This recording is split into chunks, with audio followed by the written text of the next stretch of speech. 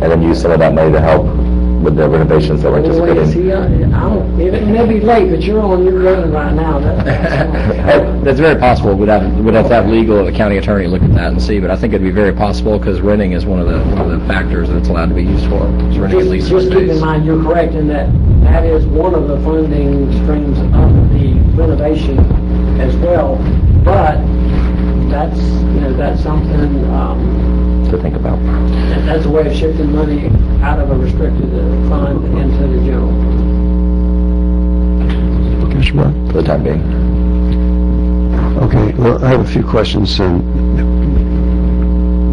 This sort of started to move very quickly from the courthouse over to the community center. And when did your office get involved with your concerns with the asbestos? Because we knew asbestos was there prior. About 2.5 weeks ago, we had heard about the letter you had received and some other information about asbestos. We asked for more information about it and received a report. In fact, I've got a copy of it here, but received a report that actually been produced back in April. And once we looked through the report, at that point, we saw some significant issues since they recommended if you're going to disturb the asbestos that you abate it and you remove it. And once we saw that language, we notified the two judges here in Wakulla County, Judge Walker and Judge Sauls. They asked if they could speak to an expert, so we were able to get somebody to come and talk to them as an expert in asbestos removal, what the risks may be and the concerns. That meeting was 2 weeks ago Thursday, and then with the county judge, and then we met with the circuit judge a week ago from tonight. And so this has all developed really quickly for us. I think as far as this issue, it's been fast tracked for us because it is a significant issue. We're concerned about the health concerns and word getting out, which it has now in the newspaper, about asbestos being in the courthouse. Right, and I was under the impression, and maybe I was wrong, that it was known that there was asbestos in the courthouse prior to my bringing that citizen letter forward. So my concern is, if that was the case, it sort of waited till the 11th hour for you to inform the clerk that, we got to move out. Yeah, we didn't receive the report or the information about the asbestos until 2.5 weeks ago, I think, at the earliest.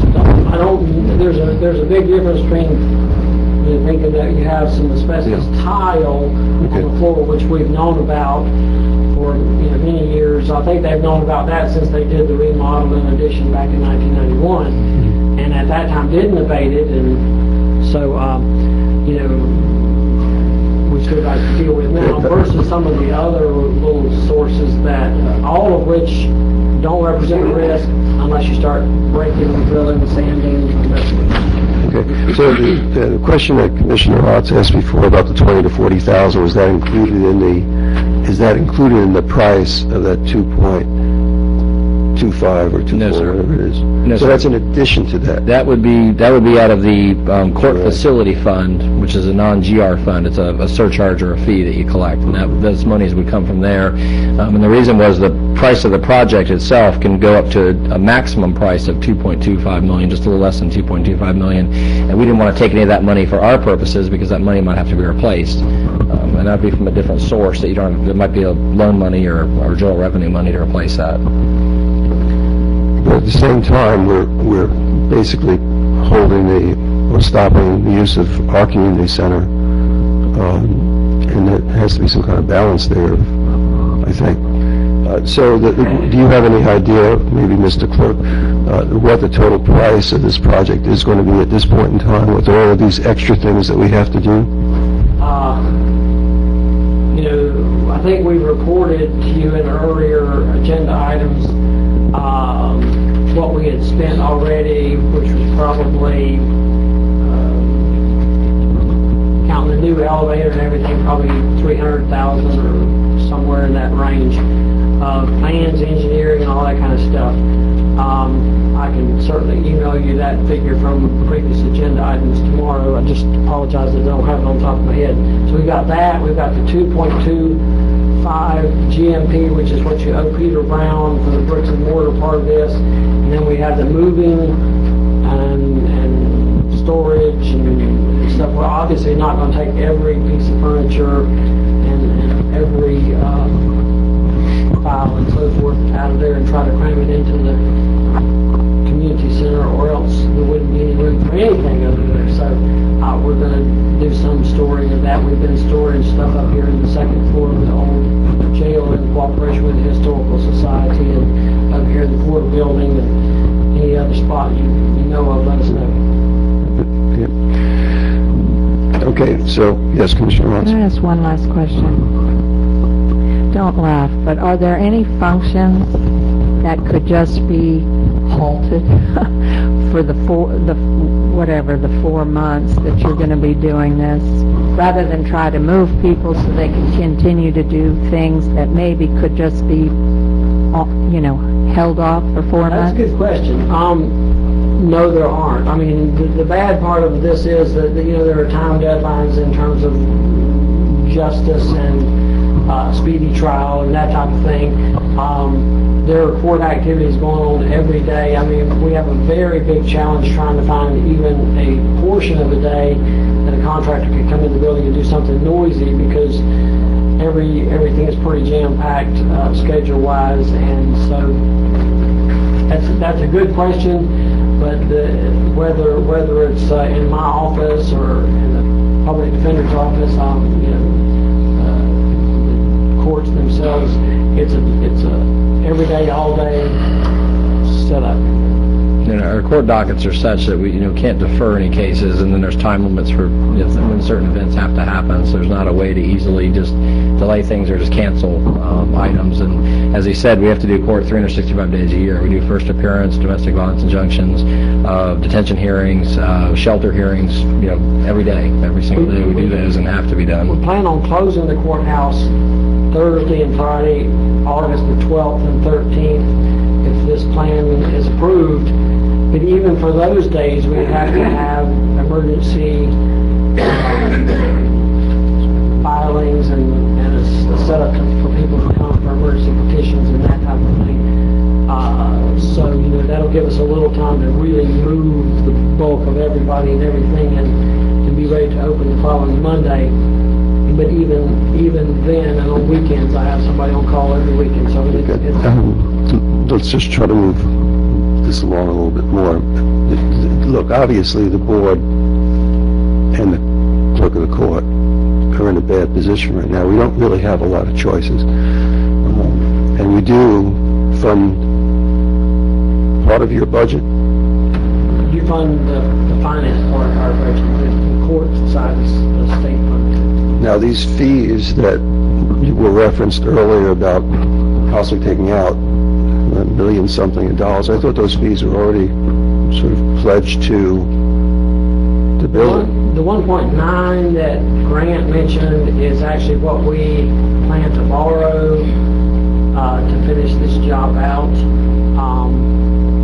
Is that using all of the fees up that you have, plus the 1.9? The quarter So million. there are no more fees. Right. Once that happens. Right. Okay. The fees do generate approximately, I think, $14,000 a month. So the fees are developed. The fees continue to develop every month. So 9, 10, something like that. yeah. Okay. Well, okay, I think the board has asked as many questions as... And we have citizens to be heard on this also. I just want to say, I know tonight we've approved all this stuff. We have another meeting August 2nd. If there is a place where, I'm thinking of a specific strip mall in my mind where I think there's space, but I don't know how much it costs. We might be able to put the public defenders and the state attorneys still close together, not actually near the community center, but in Wakulla County. And it might be cheaper, and we don't have to bring in temporary buildings. I'd like you all to consider that and bring it back to us. What we will do is price out 3 or 4 of the commercial options and see what is out there and price that out. We kind of need to have the portables out there about August the 1st or 2nd in order to complete hooking those up with the electrical and data and some plumbing hookup for their sinks and their toilet in there as well. They have a holding tank option, and we're gonna get a price on sewer, but we'll probably just go with the holding tank option and ask people not to use anything but the sink pretty much, unless it's an emergency. We can certainly look at the numbers, though. I mean, frankly, we considered the adjacency and then the telecommunications issues the most difficult things to overcome. But if we have another facility to look at, we can certainly do that. We'd want to invite the public defender and state attorney as independent constitutional officers to look at it and weigh in, too, about what their needs are. I mean, we really can't speak for them. We've talked to them about this proposal, what we're looking at as an option to bring to you tonight, and then also looked at the portables, and they were like, okay, they thought that satisfied their needs, but they may have other concerns or issues, with what other options are presented to them, and they should speak for themselves. I think we can have some final figures together by Thursday or Friday this week, and that'll during that time we can also check on some of the commercial rental space. I don't think we're going to get rent as cheap, but it depends on how much the hookups are going to cost. The phone company we don't have to take care of yet. But we did get ESG to agree to help us with the work and save. They probably are going to save us about $3,000 right off the bat. Your questions, Commissioner Brock, stem to the ability to do something alternative to the portables. And the date that the clerk has said he needed the portables out there was what? Well, we originally picked August the 1st or August the 2nd. Okay, that's good. So that's an August the 1st deadline. So here we go with August the 2nd is our board meeting. Does this require us to have a special meeting to address these things, or leave this in the hands of the clerk? It's just such an 11th hour thing. It is. I think it's very fortunate that we managed to get the community center, so we have it as an option. I do too. I think it's going to end up saving the taxpayers of Wakulla County a great deal of money. I'm very excited about that. Oh, not excited is the wrong word, but... Well, okay, thank you very much. Thank you, sir. We have Mr. Joe Whiteley from the Office of State Attorney. Commissioners, I'll be brief. I am Joe Whitley. I'm the Executive Director of the Office of the State Attorney, and I'm here on behalf of State Attorney Willie Meggs. Perhaps more importantly, I'm here on behalf of the 8 employees that we have here in the courthouse, 5 of whom are residents of Wakulla County, probably all of them lifelong residents of Wakulla County. It goes without saying, but it's well documented that asbestos is harmful to your health. We would prefer to be out of the building. We appreciate your willingness to consider relocating all of the persons in the courthouse. We've looked at some commercial options. I think we're going to find they may be more expensive, and there may be some time constraints there, but we're certainly willing to explore those options. So thank you for being willing to consider it. Thank you on behalf of those 8 employees especially, and I'll be glad to answer any questions you have. Thank you. I have none. Okay. Thank you. Steve Fultz. Steve Fultz, 35 Montecoupe Circle, Panacea, Florida. I don't know how many square feet are required. I'm just kind of listening here.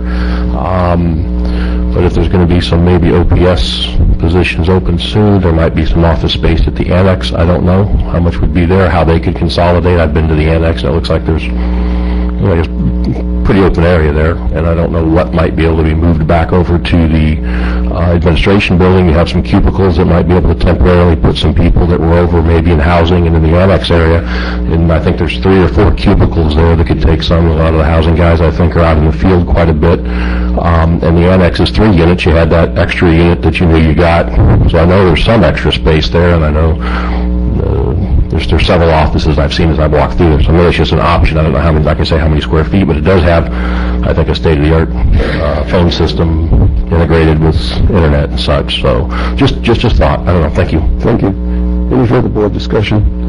The motion to clarify that's before the board right now. Mr. Commissioner Brown, you made that motion? Yeah, I gave the one that was recommended, approved the vacating of the present courthouse during the abatement and renovation phase of temporary relocating the Wakulla County Community Center. We probably also need to include the addition of the underground conduit for 100 pair phone lines for telecommunications for office, painting and minor remodeling modifications to the building, including the addition of doors, windows, and removal of the baptismal. If it says placement of 3, you now say 4 portable classrooms. If we waited till August 2nd, could you bring that back to us, and would you have time to still meet your August 16th deadline? There's only one way to find out, and that is to vote for August 2nd.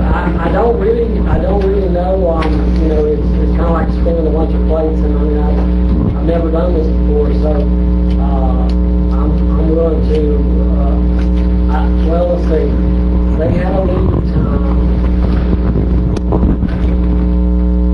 about 2 weeks. They had a lead time of about 2 weeks before we tell them when they have to. So it'd be perfect. Well, it'd be cutting it close, yeah. Okay. So what do you choose to do, Commissioner Brown? In the worst case scenario, we could move everybody out except the state attorney and the public defender and leave them upstairs for a couple more days. Brent, try to put it on the record, please. Thank you. I guess in a worst case scenario, we could, if there was a couple of days delay in getting the portable set up, but because of waiting until the August 2nd meeting, I guess we could just delay the whole project by a couple of days and have them stay put over there and have us open for business August 16th with everybody over there except the state attorney and public defender, and have them commute for a couple of days or something like that. I'd rather see us have it all over there, just for the ease of the public. And if anybody can pinch 2 pennies together, Brent Thurman can, and he's going to get the best deal for us. I'd rather do that than have state attorney over here. Let's put them all over there. Let's be thankful we've got somewhere to put y'all. If it was a hurricane that blew it away, if it was a fire that gutted it, we'd be right back here scrambling. We wouldn't be debating it. We'd just say, go do whatever you got to do. So I think you got a good plan. Okay. Commissioner Brown? If it helps you, I'm on board with that also, because I don't think we can cut the time so close, and I'm just worried about that. I don't think the board really has much decision-making in this. We just have to act. Okay. Then I'll include that in here, but Brent, I know you said you were going to look at it. If you somehow call somebody and tomorrow it's really cheap up at, the street, let us know. I'll tell you who I'm thinking about. All right, so we have a motion on the floor that includes the 3 or 4. Is that the way it's going to be worded? That's how he worded it. Okay, so that's it. So the motion that was with all of the addendums to that, all those in favor signify by saying aye. Aye. Opposed? Passes unanimously. Opposed? Yeah, I don't want to see the remodeling.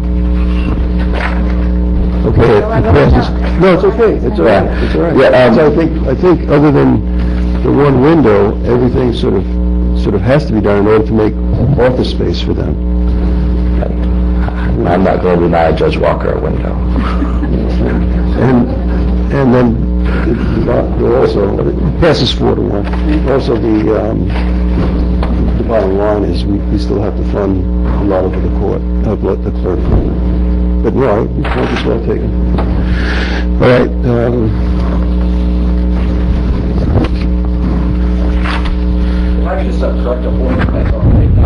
I've spoken to Judge Walker, and I have no recollection of her wanting a window. Or there's a space there on the other side of the community center, the administration building, that has a window. It's a perfectly fine space. She'd have to share that office with someone else, and I think she's fine doing that. I don't think that's necessarily a great concern unless you've had other conversations or something with her. I think she's fine with where the space that she was in. So I don't think that was one of her concerns. I don't want to speak for her, but.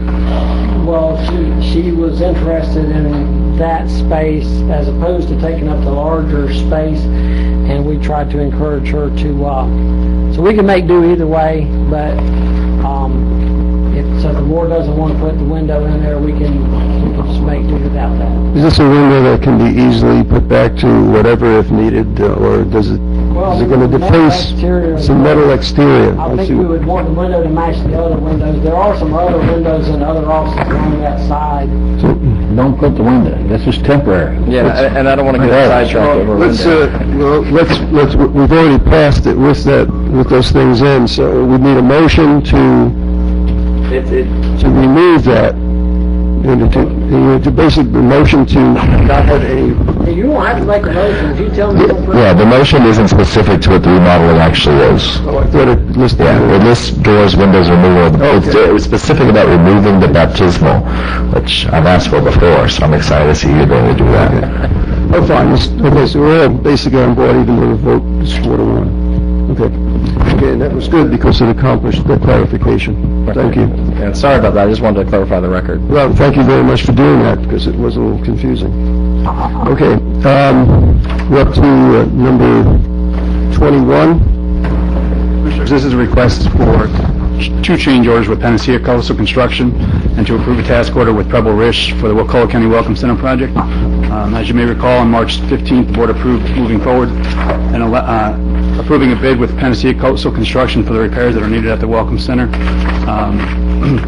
As the project moved forward, there were some issues that arose, as most happens with most projects. And I'll be brief just because I know we're late. First change order is to upgrade the concrete that they're using from a 300 PSI to a 400 PSI. The second change order is dealing with some additional deteriorated columns that they discovered at the work site. This is to pour concrete collar around these pilings to secure them. Total of both change orders is $12,500. The next is a task order for Preble Rish. Since we don't have a project manager for the county on this project, we've asked Preble Rish to give us a task order for doing some of the review work, responding to contractors, do the punch list on the final inspections, structural, so forth, for $3,385. We're requesting approval of these change orders as well as the budget amendment and to fund them. Preble Rish and the building department are both here. If you have any questions. Okay, thanks. Move to approve change order 1 and 2, Panacea Coastal Construction. So sorry, I said that wrong. Move options 1 and 2, approve the budget amendment to fund change orders 1 and 2 with Panacea Coastal Construction, and approve task order number 1018 with Preble Rish, and approve change order 1 and 2 with Panacea Coastal Construction, and approve task order number 1018 with Preble Rish for Wakulla County Welcome Center project.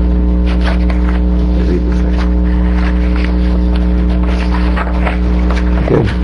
Is there a second to that? Second. There's a motion and a second. Any citizens to speak on this? Hearing none. Any board discussion?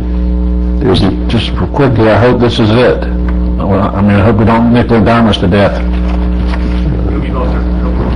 We're going to be putting this project behind us. Okay, call for the motion. All those in favor signify by saying aye. Aye. Passes unanimously.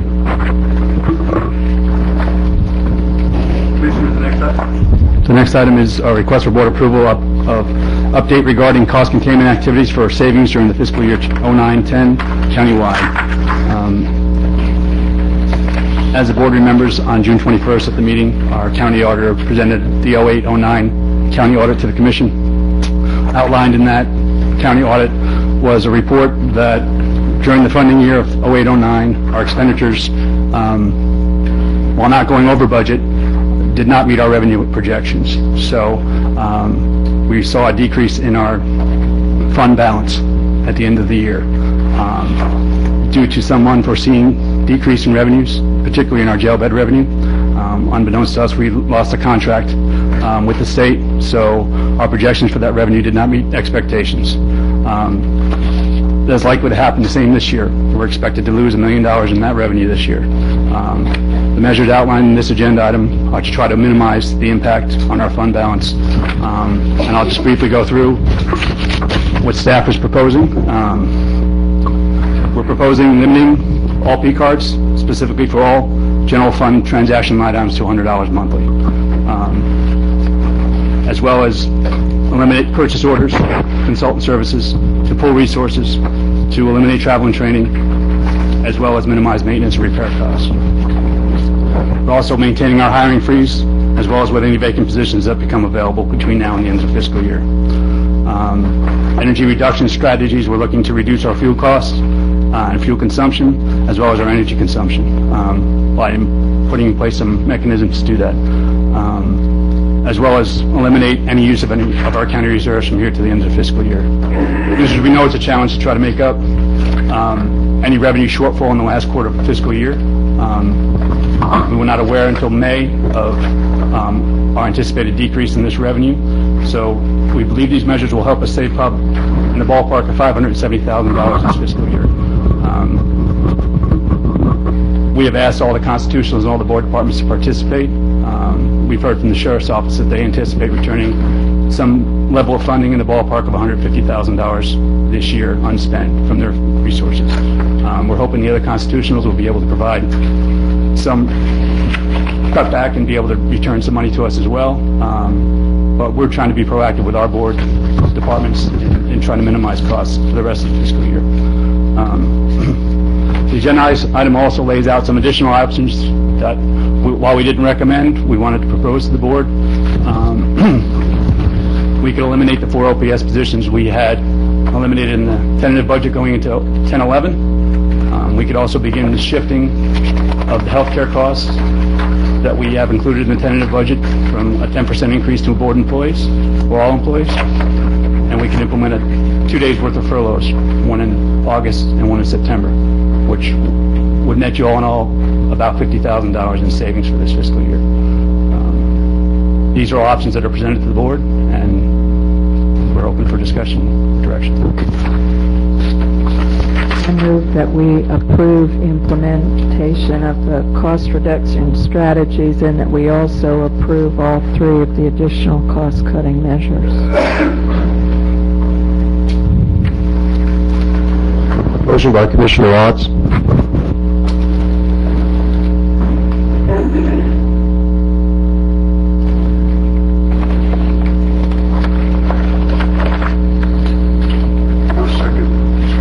Second for discussion by Commissioner Green.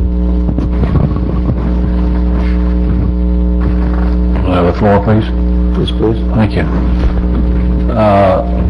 I agree, Ms. Arts, with number 1, but not the other 3. I just know that I don't want to send anybody home. Hopefully we're not going to have to next year, and I don't want to send those 4 OPS positions. There's some particular ones that I don't want to see have to be put out of work, and I certainly don't want to do the furloughs for August and September. That's just my opinion. I'm one vote, but I'm going to vote for it like that. Sorry, I thought you were done. Commissioner Brock, did you want to say I something? I agree with Commissioner Stewart. Okay. I support the first. I support option 1, not option 2, or limit. Yeah. Okay. Commissioner Green, you have anything to say? What will that do to us if we're not able to do all 3? We're in terrible trouble.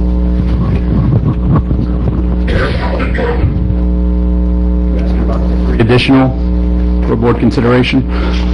We're estimating saving another $50,000. I wouldn't say we're in terrible trouble as far as that. It would just be additional savings we can apply towards the fund balance and try to keep it at a decent level. Commissioner Brock? And as far as county reserves go, eliminating these general fund reserve for the remainder of the fiscal year, I think it's hard to commit to without knowing what's going to come up before us later in the year. I mean, I've been the strongest advocate for lowering that number down and saying that The reserve? having lower the budget reserve and having to tell people no when they come to ask us for things. But I'm not a big fan of saying never. I think there's an issue coming up later tonight that might actually impact that in a future agenda item. So, I don't know how. Yeah. I'm sorry. Commissioner Ross? No one likes laying off people. But sometimes that's what you need to do. And no one likes not having everything they want. and sometimes you have to give up things. I don't think we can afford to keep on going on the track we're going with this budget. I think we're spending, well, I don't have to say I think we're spending, we are spending more than we're taking in, and we just heard we're doing it again this year. I mean, what's the big mystery? If you were at home and you were going out to a theater twice a week, and you couldn't afford it, you wouldn't, well, you shouldn't, or whatever, responsibly, you wouldn't be going out twice a week. I mean, this is common sense. We have reduced revenues, we have to cut. And the only meaningful way to do it is to cut. Not to say, I'm taking that out of reserves. We did that last year to keep the millage rate low. And we have other expenses that are going to be more demanding and require those reserves. But we have the writing on the wall again for another year deficit spending. That's what this county is doing. And I think we have to really step up. I'm with Commissioner Ross.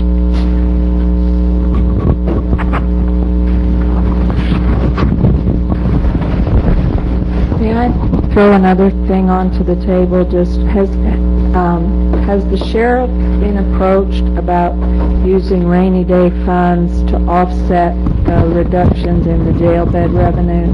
Commissioner Ross, I'm going to address that to you.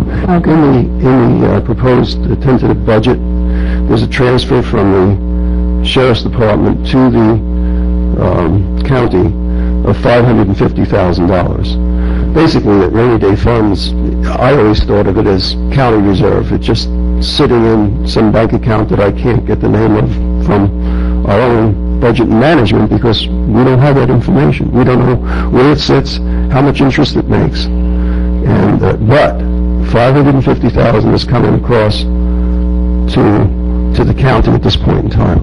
That's reserves, but it's being used. Next year. What was that? For next year. Oh, yes, it's a tentative budget for next year. Interim budget for next year, not this year's budget, to help offset the cost.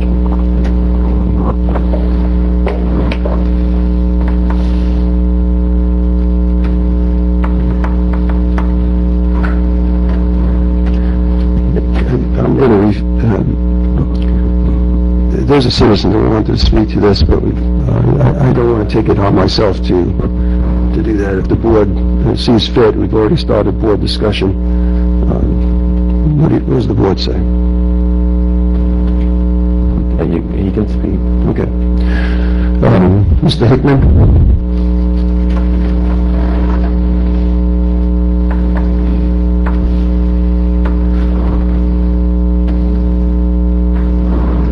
Commissioners, I've listened to you speak.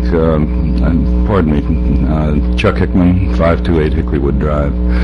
I've listened to you talk about this, and having been in industry for 30 years plus, there comes a time when business is going downhill that you start laying people off. It's a fact of life. I had to lay off 135 people in one day with one company. In 2 days, I laid off 416 and picked up my bag and walked out the door after I did it. It's a fact of life. When you don't have it in your budget, you can't support your workforce. And you have to step up to the plate, as I mentioned earlier. This is a tough decision, but you're kidding yourself if you think you've got the money. I saw 2 companies go down because people tried to support it out of their own pocket, and they couldn't do it. And now what you're doing is asking the citizens of this county to support you and this company. That's what you have to look at this as. This is an organization. It's not revenue producing. Not at this point in time. You are losing money, and I can't tell you. I know that one of the companies I work for, $75,000 a month was what it was losing, and they refused to accept it. And they were taken over by the IRS. So I can tell you, this is a tough decision. and you are CEOs, and you have to act as a board. This can't go on. My heart goes out to you. I know what it's like. Believe me, it's terribly difficult. But you have to look at the facts. Thank you. Mr. Bowman, as the chief budget officer in the county, what is your best estimate of the county's current reserves? For ending on September 30th, 2010? Okay. Is that what you're asking me to estimate? Yes. Well, Right now, take either date you want. well, it's hard to say with 2 months left. Usually our expenditures are front-loaded in our budget. We pay our insurance up front, we pay them in the beginning of the months of the year. So usually towards the end of the fiscal year, our expenditures slowly dwindle. But, I mean, you still got a monthly expense that has to be paid every month, which is your payroll, is your pay to your constitutional officers, and other items are taken out on a monthly basis. So there's only so much you can eliminate. Based on my conversation with the clerk's office and them running the numbers, without knowing that the sheriff was going to return $150,000, we anticipated about a $500,000 reserve at the end of the fiscal year. So hopefully we're going to get more than that. But that was, I think, a realistic number, and it's either a little bit higher or lower. I can't remember the exact number, but we were estimating about that if we had some reductions. Right, and that amount of reserve represents what kind of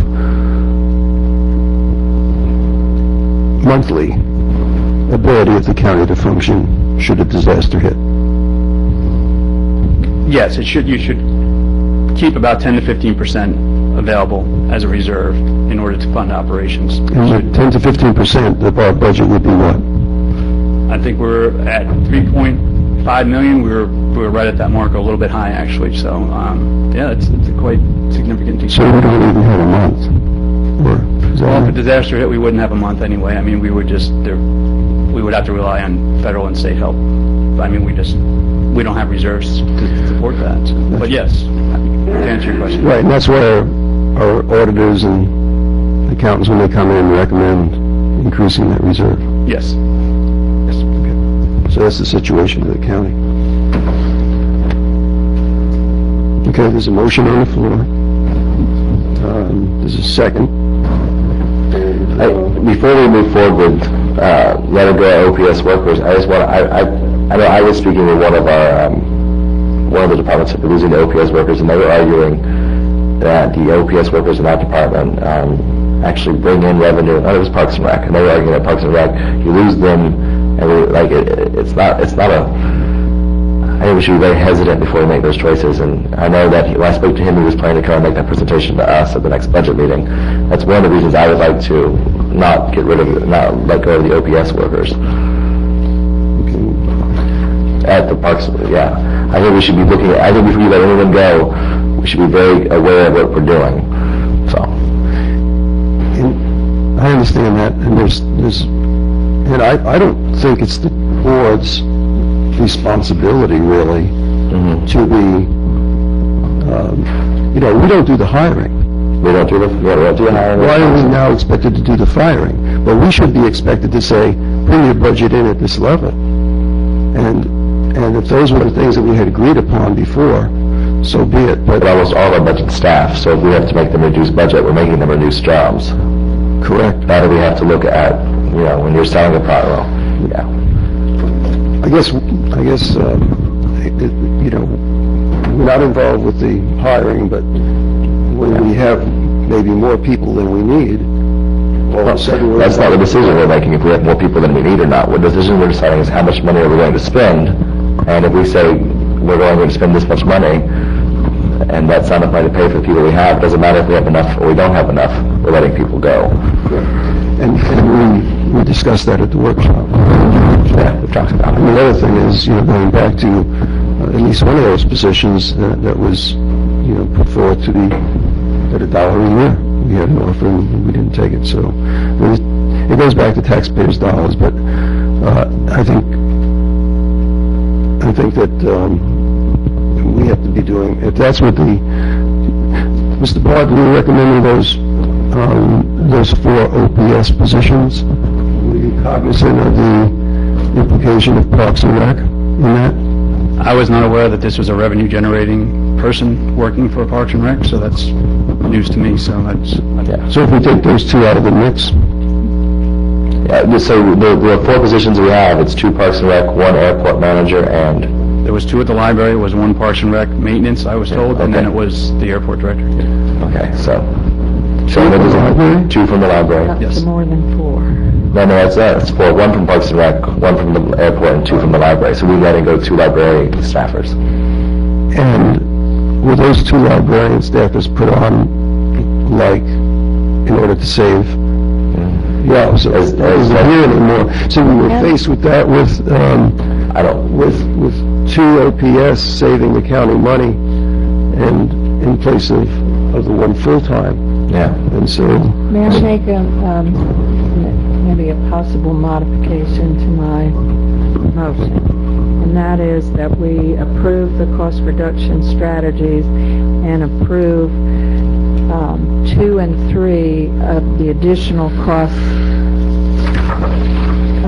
cutting measures, which would be the furlough days, which is going to yield the greatest savings, and the healthcare costs, and postpone until our next meeting or whatever a decision on the OPS, allowing time for those departments to provide either justification or an alternative way to save money or whatever. Would that be... Well, I'm not going to go for it one way or the other. So. Board for that? Are you on board for that? I don't want to...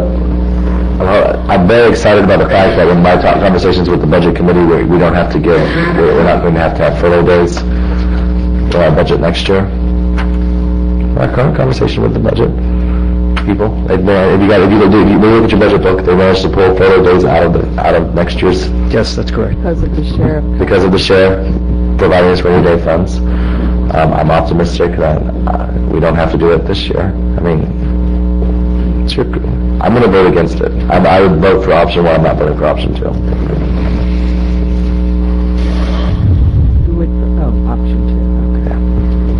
Well, I'm going to amend my motion. I'm going to amend my motion to what I just stated, so that we would only do the last 2 for August and September, and then evaluate at an upcoming meeting, the next meeting, the OPS. It'll be discussed at our budget workshop. one of the things that concerns me of doing furlough days now, and even the OPS positions, and discussing it, it's not, in the scope of things, this is a very small gain for the rest of the time. But the issue of next year, of dipping into reserves again to keep this system going, is like a Ponzi scheme. And we're not getting the revenue in, and I'm really more concerned about what's happening in the tentative budget and what will be the final budget for next year as major cost savings. Because if we don't look to incorporate some of these things of reduction of non-essential positions, or positions that we have a volunteer or a committee that was offered, and if we don't go that route, then we're fooling ourselves. Okay, so am I hearing that you also would be comfortable with just approving the cost reduction strategies that are included in this item and not doing any of the additional cost-cutting measures for the remainder of this year? I mean, if that's what the board...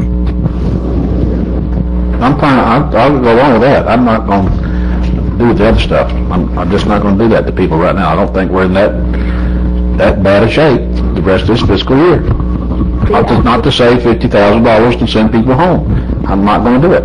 Well, what I hear is we just had 2 presentations where we're going to be spending money that we didn't realize we were going to have to spend. But that's not coming out of the general fund, Lynn. That's not coming out of the general fund.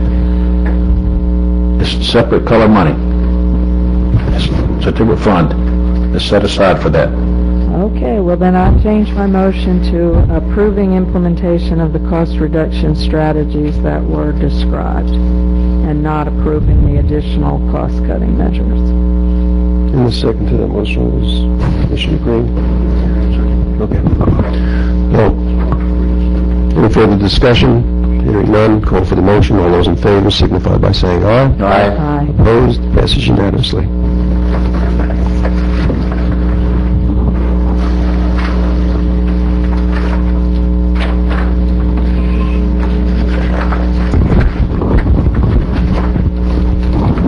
Number 23 has been tabled. 23 has been tabled to the August 2nd BOCC. Number 24, Mr. Chairman, we're requesting board approval of an amendment to the initial assessment resolution for the solid waste management and disposal assessment. This resolution will amend the public hearing date, the location which we need to discuss, and the notice schedule. The reason for this is that we need to keep the solid waste program and the fire assessment program on the same schedule in order to save on notice costs, and that schedule has been pushed back into the first part of September. Originally, when this agenda item came out, we were proposing to move the solid waste public hearing and the fire assessment public hearing to your September 7th meeting, and asking you to move the location of that meeting from this room, which I don't think will be large enough, to the community center. Community center, Comcast can't record or broadcast there, so a better option may be to keep your September 7th meeting here, but perhaps have the fire public hearing and the solid waste public hearing on September 9th, which is your general workshop day. Have it as a special meeting and hold that at the community center. It would have to start after 5:30 in order to allow court activities to conclude for the day in that location.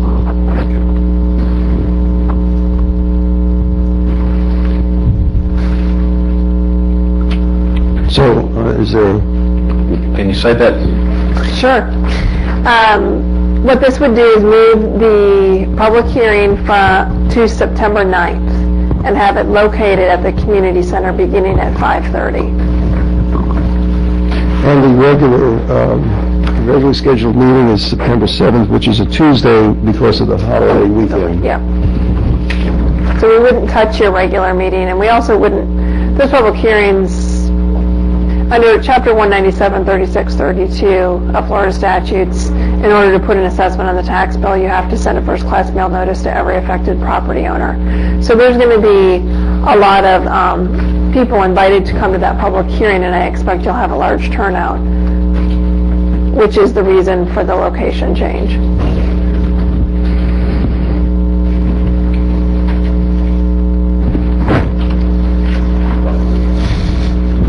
Okay, so that's the issue before us. Do we have a motion? So moved. Second. Okay, the motion by Commissioner Stewart, second by Commissioner Brock, is to have the fire and solid waste move to the 9th of September at the community center after 5:30. Okay, so we'll announce a time for that. Okay. Motion is second. Citizens to be heard on this item? No. Further board discussion? Yes. Yes, I would also like to direct the county attorney to develop a hardship assistance program for the solid waste assessment. If we could incorporate that into the motion. That's fine. Okay. I just hope we can manage it. I hope it's not something that's so cumbersome we can't manage it. That's the only thing I'm worried about, Lynn, is staff to do that. I think it's a good idea. I just don't know how we're going to manage it.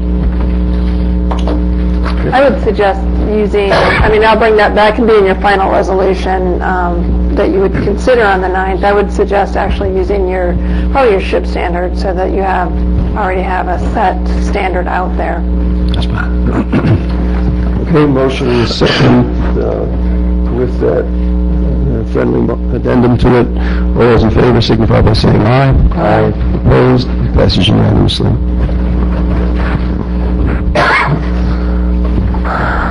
We're on to commissioner items. Commissioner Watts. Okay. My first item is requesting board approval to request from county staff an update on refocusing the enterprise zone that describes in detail the steps required to change it, the accomplishments since December of 2008, and a timeline for the remaining steps to completion. I want to make sure this is proceeding along with the overlay timeline. Second. Motion by Commissioner Brock, motion by Commissioner Arts, second by Commissioner Brock. Thank you, Commissioner Arndt, for taking the lead on this. I think it's very well needed. Any citizens to speak on this? No? Call for the motion. All those in favor signify by saying aye. Aye. Opposed? Passes unanimously. Okay, my second item is to request board direction in assigning new tasks to the infrastructure committee.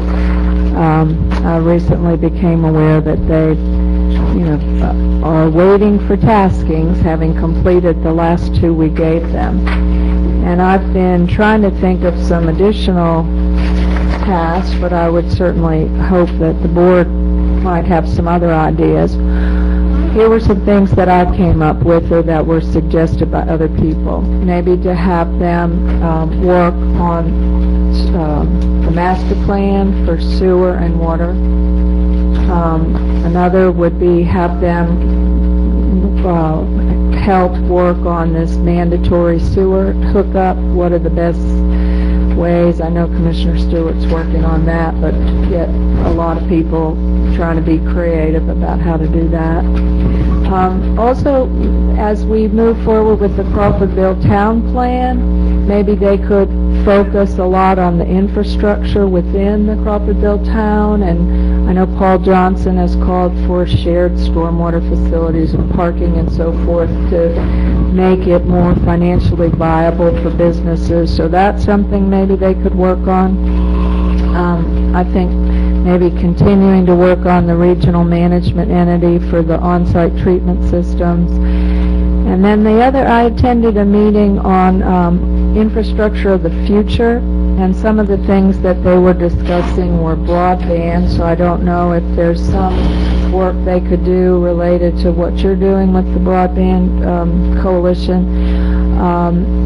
Green infrastructure, which gets into kind of master park and whatever planning. Public transit, I know we have people working on that, but we're about to announce a van pool program, and there's need for park and ride locations, and maybe even that's something that the county maybe even wants to have a long-range plan for acquiring and developing. So anyway, those were some ideas, and I'm not sure really how to go about agreeing on what to task them with, but hey, they're not working, let's put them to work. Those all seem like decent suggestions, and let them, prioritize them themselves and bring back.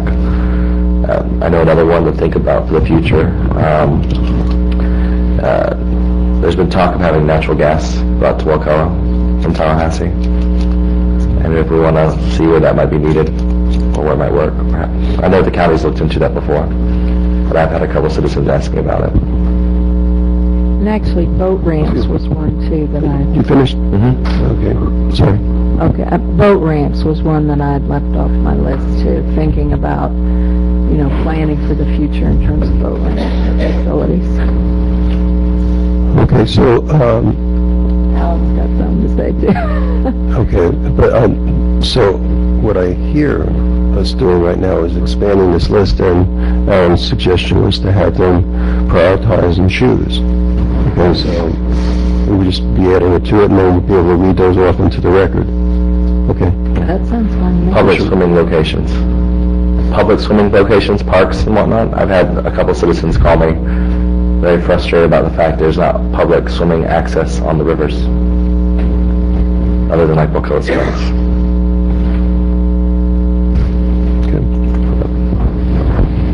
So, any further board discussion? Would you want to read your motion with those suggestions in there for the infrastructure committee? Okay.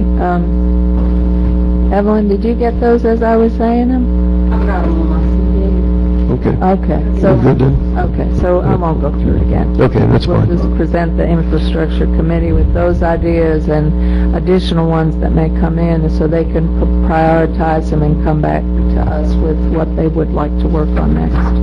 Very Top good. priorities. Call for the motion. All those in favor? Aye. Aye, Okay, passes unanimously. thank you.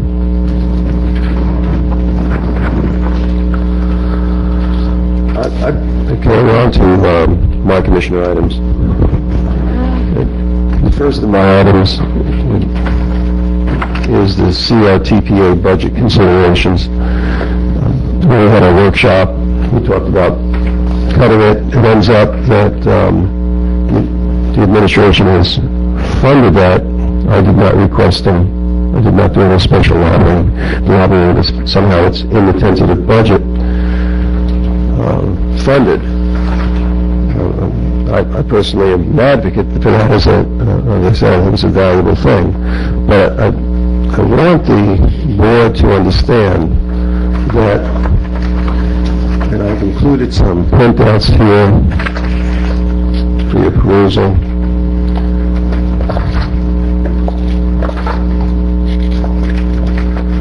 That we actually had overpaid back when, and when the CRTPA had done new leadership inspection of this, they found that. And for the last fiscal year 08, 9, I think it's 9, 10, we did not have to pay. Yet it's, for some reason, in our budget as funding it, because we have an item that came out and said that this is what we budgeted last year for. So I'm confused as far as what that means. When we budget something that we're not really paying for, and this goes back a couple of years now, so I just brought that out to your consideration. There's also a balance in the account right now. So if we walked away from it, we'd be leaving money on the table, or have to ask for it back. But I'm just a little concerned about how we were budgeting in the past years that we really weren't being charged for it. So I had originally brought this item forward to budget for the CRTPA, but and I still would like that to happen, but I don't know if the board needs a lot of push in that direction with the balance sitting in there and having not paid dues for the past couple of years.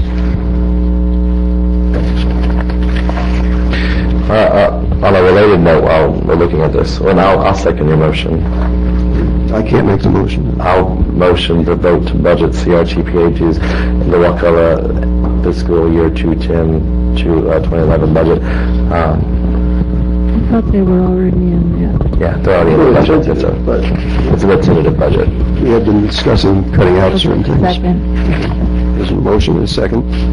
Commissioner Bell. I was going to say, I spoke with the citizen chair of the Citizens Committee for CRTPA, and she reiterated again, I think we're already looking into this, but we still don't have a citizen representing Wakulla on that board.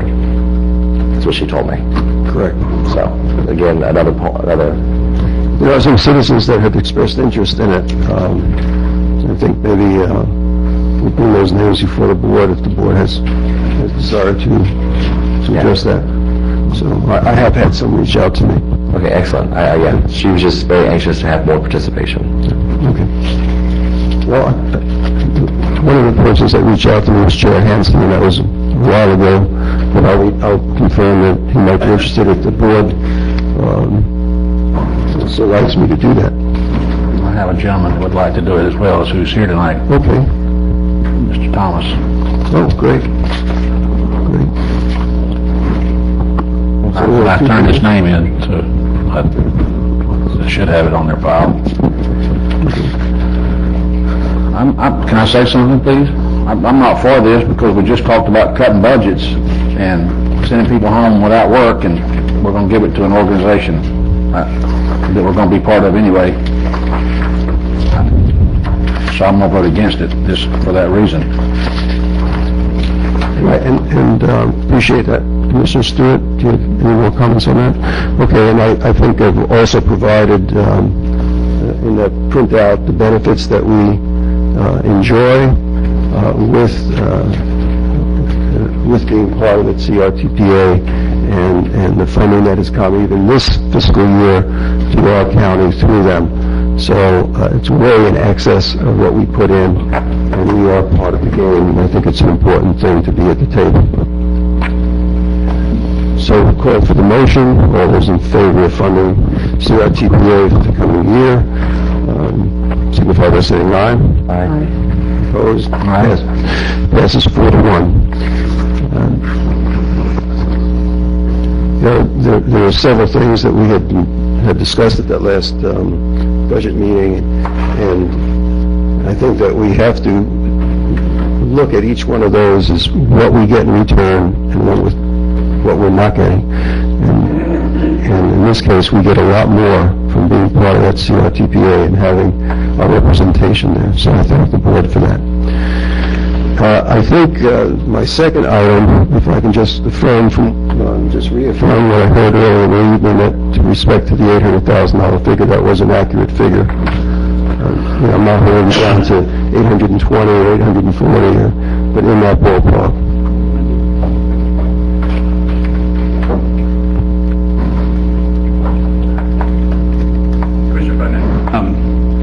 I can have the analysis for you. We're trying to break down those expenditure costs by category as outlined. I can have it to you middle of this week. You said I was tied up with the budget. I didn't really have time to delve into that. It was more than just simply pulling a spreadsheet from the clerk's office. It was pulling the information directly from the budget book and breaking it down. So I apologize for the delay.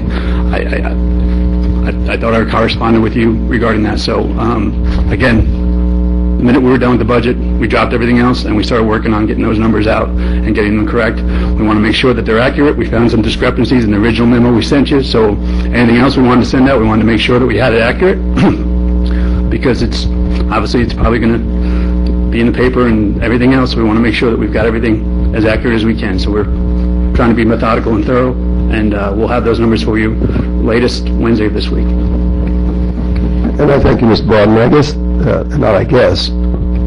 what the board,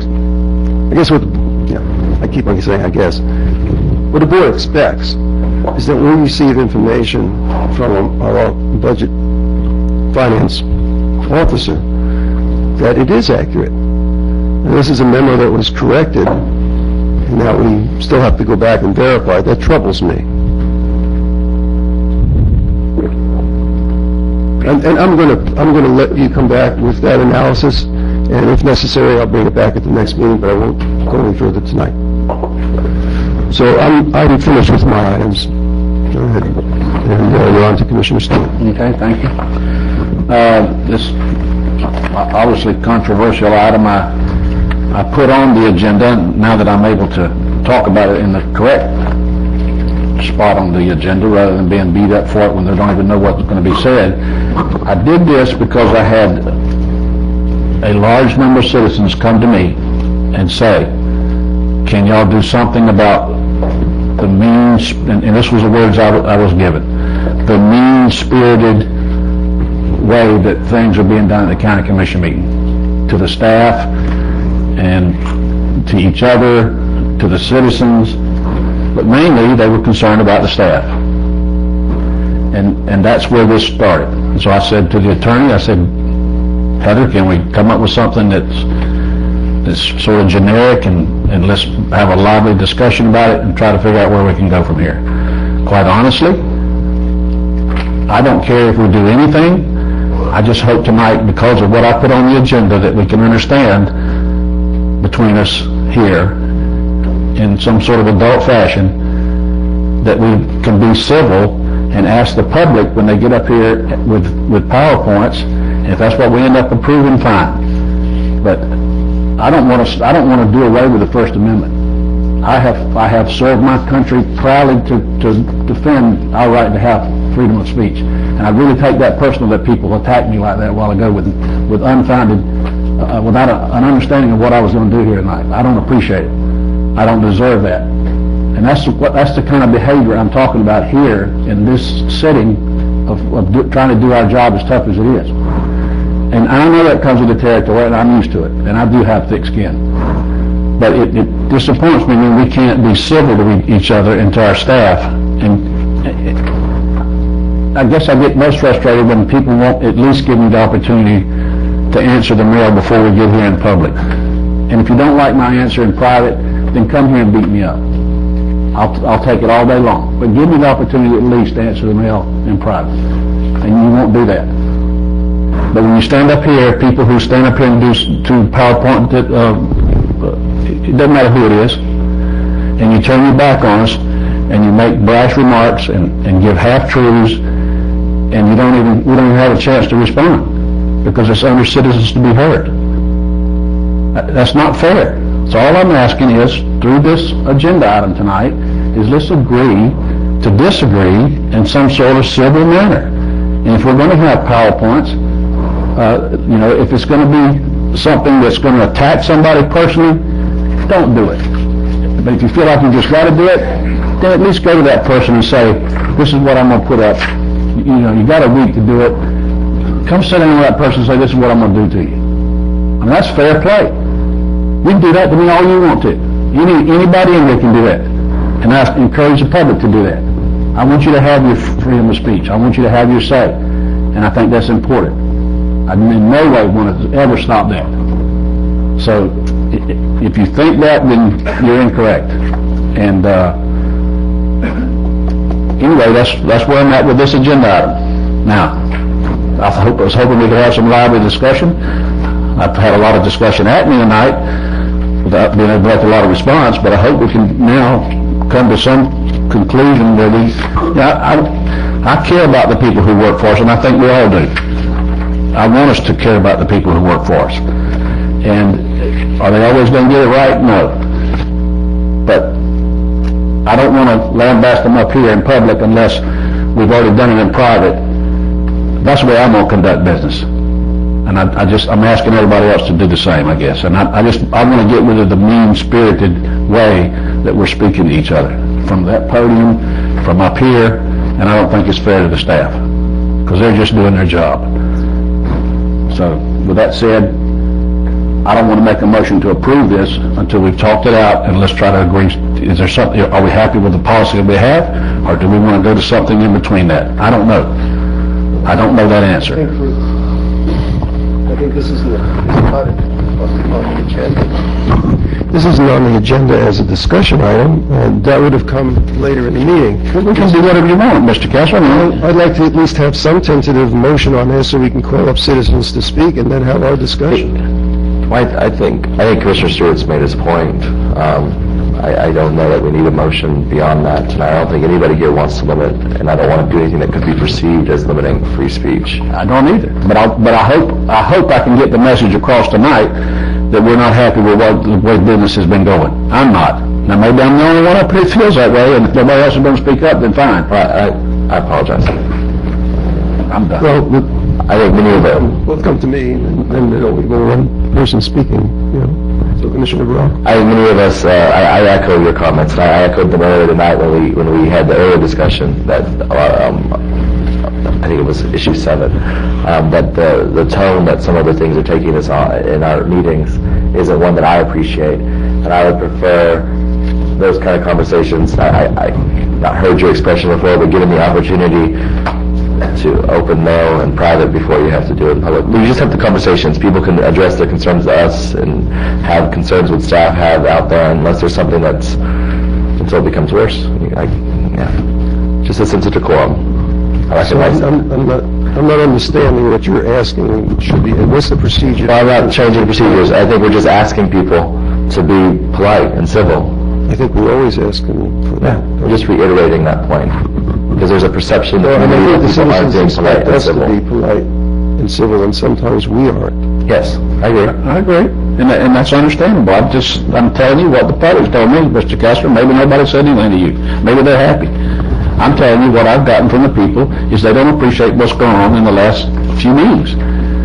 If you don't like that, I'm sorry. Okay, well, I'm not really needing an apology from you, Commissioner Stewart. What I am needing is this document here clearly, as moved forward by yourself, states that you are advocating restrictions on freedom of speech. What do you want me to do, Mr. Kessler? I want you to... What you want me to do? Make a motion. This is your item. Well, if you don't want to make a motion, I guess it dies for lack of a motion. Is that where we are? I don't know, Mr. Kessler, what you want me to do? You're one of 5 commissioners, Commissioner Stewart. You brought this item before the board. I can read the document to the citizens if you want me to read it to them.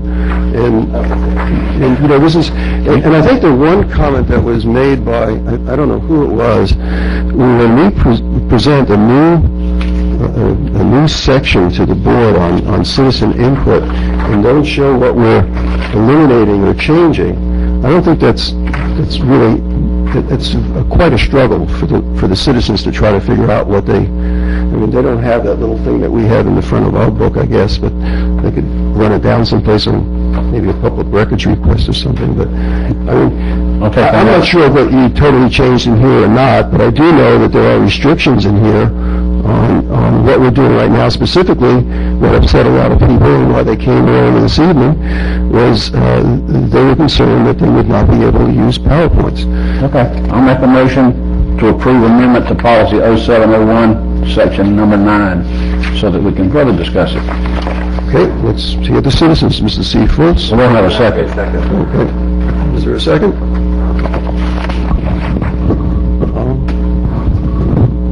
Second for discussion? Okay, second for discussion. Mr. Steve Fultz?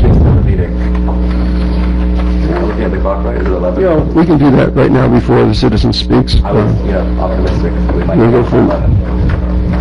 We'll be close. We have to... Let's, are you making a motion to extend the meeting? So we got a motion on the floor. Right. I'll withdraw that motion. Let's take care of this first. We'll take care of this. Let's just proceed. Oh, okay. So that you can deal with this. Okay, let's go.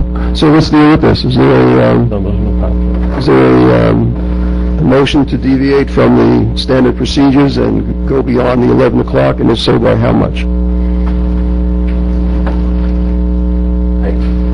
I think we're going to have to, at this point, have a motion to go to at least 11:15. So I'll move 11:15. Okay. Motion, second by Commissioner Stewart. Okay, all for the motion signify by saying aye. Aye. It passes unanimously. I move that we do not approve an amendment to policy 0701, section 9. I'll second. Okay, there's a motion, do not approve amendment to policy 0701, section 9 by Commissioner Ott, second by Commissioner Brock. That's interesting. I have a series of cards. I'm almost sure the people are not here, but I'll call up their names anyway. Chuck Hess, Larry Roberts, Chad Hansen, Al Schakowsky. Okay. And Steve Fultz, please. I may speak? May I speak? Okay, thank you. My name is Steve Fultz, 35 Montecito Circle, Panacea, Florida. And I guess first thing I'd like to say is I appreciate your service in the military, Mr. Stewart. I do, though, take offense that you play what I'm going to now coin as the service card. When you don't have a good answer or a legitimate argument, you play the service card. I have an email, and I'll produce the email for you. It says you didn't want me to contact you. You just said, if you have a problem, come to me. I have an email where you say, do not contact me. So, and that's well known. I mean, that's been for some time. I'll be happy to bring it to you. sure I have it. That's not what it says. Well, you made it clear you did not want me contacting you anymore. And I apologize if maybe you think my attitude is maybe a little aggressive. I think you have the same issues, sir. I think maybe even more so. But, and I do have a low tolerance for imperfection, I have to say that. I demand a lot. That's just my nature. I'm critical. But I think you're going to find that I'm extraordinarily factual and I'm very, very fair. But I don't mind exposing situations that I think are incorrect. And that's my right as a citizen. And that's what I do. That's how I am an engaged citizen. And I know it, and then you don't like it. And I'll be honest, I'm sure the administrator doesn't like it. But it's just the way I am. So, and I apologize for that. And I do appreciate your service.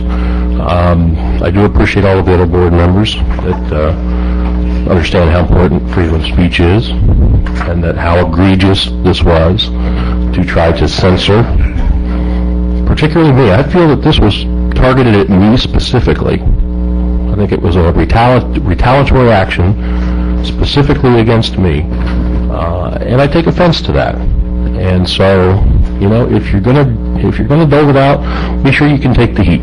And I would suggest that maybe some of that skin thickener might be appropriate. So, anyway, thank you very much. I appreciate the opportunity.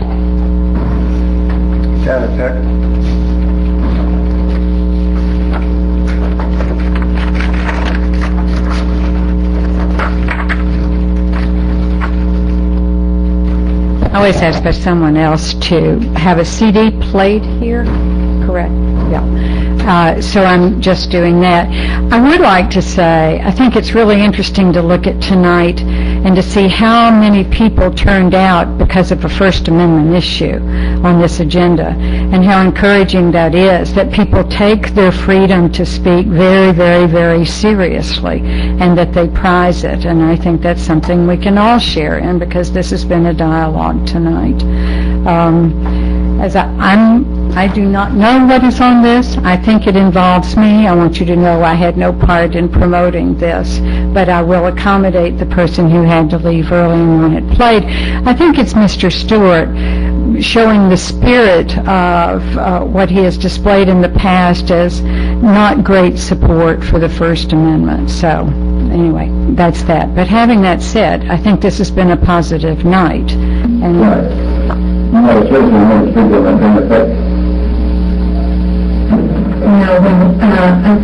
Griselda and Griselda when he gets... No, please, not tonight. I don't want any more pressure runs. No more pressure runs. No more pressure runs, okay?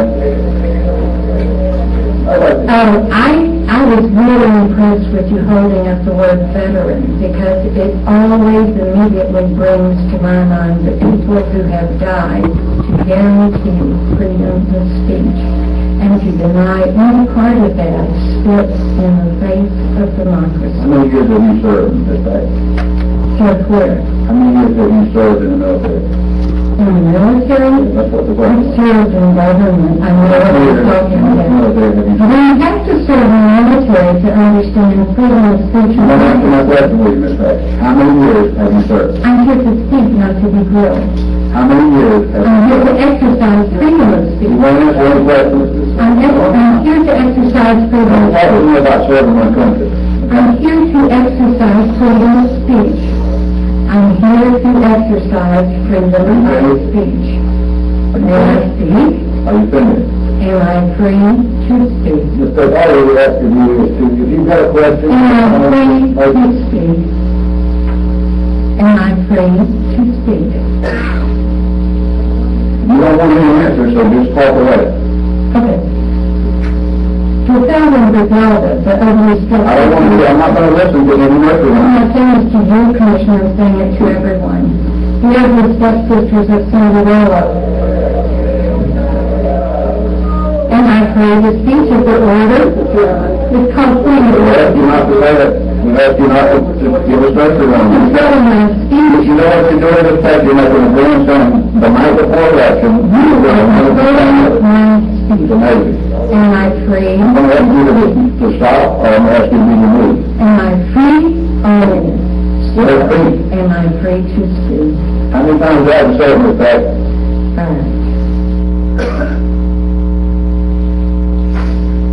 Gail Hickman? Gail Hickman?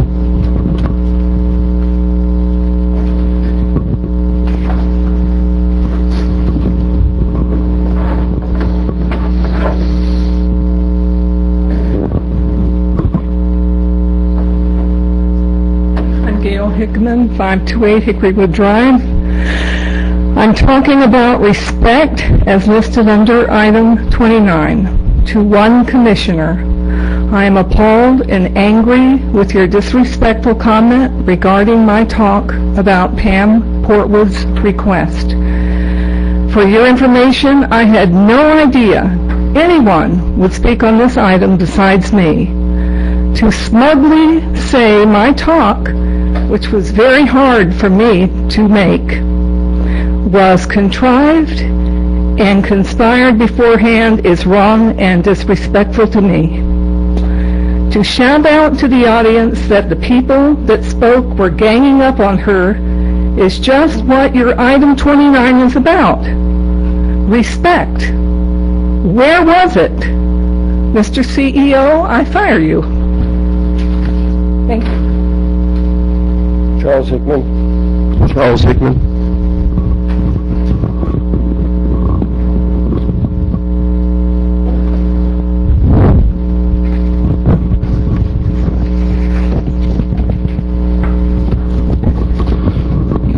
Charles Hickman. I reside at 528 Hickorywood Drive. And just for the record, I did serve in the military 7 years. Honorable discharge, Sergeant E6. Currently under orders with the U.S. Coast Guard. The first point I would like to make is I'd like to point out that in Section E, Paragraph 4, and Section F, Paragraph 2, are in conflict with one another. On the one hand, you state comments should be concise and to the point and present any data or evidence they wish the Commission to consider. On the other hand, you wish to prevent audiovisual equipment to be used.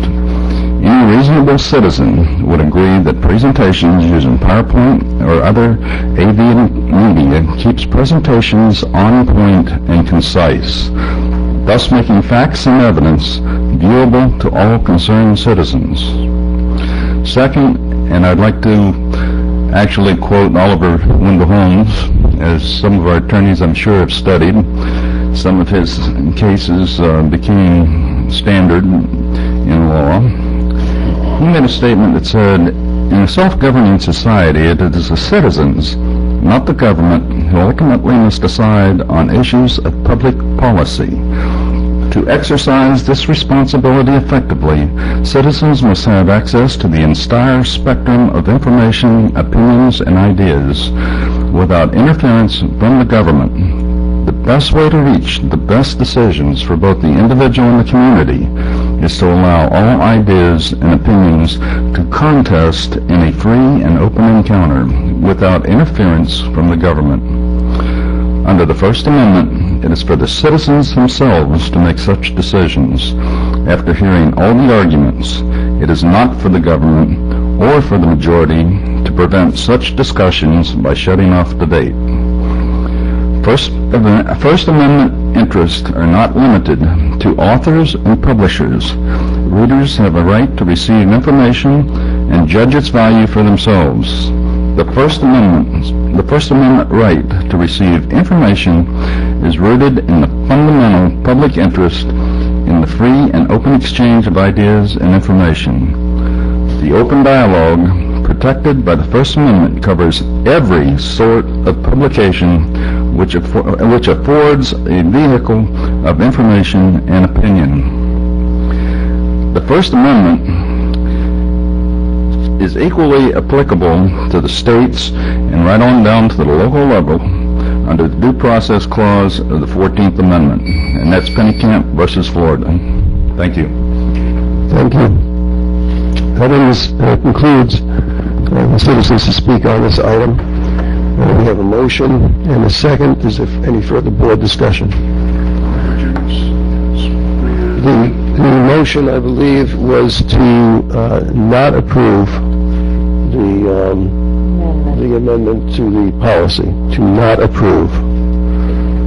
I just want to, Commissioner Stewart, when you brought up, I think there's reasons behind why he was doing what he was doing. We're aware of what they were. We discussed in great detail tonight.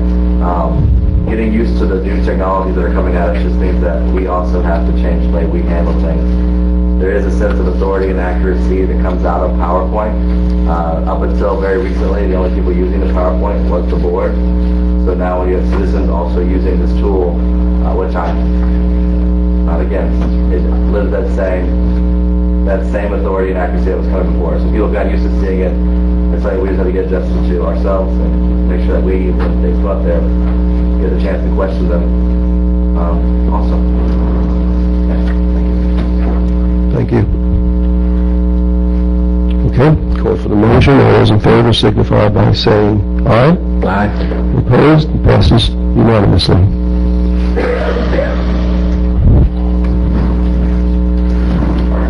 Now on county attorney items.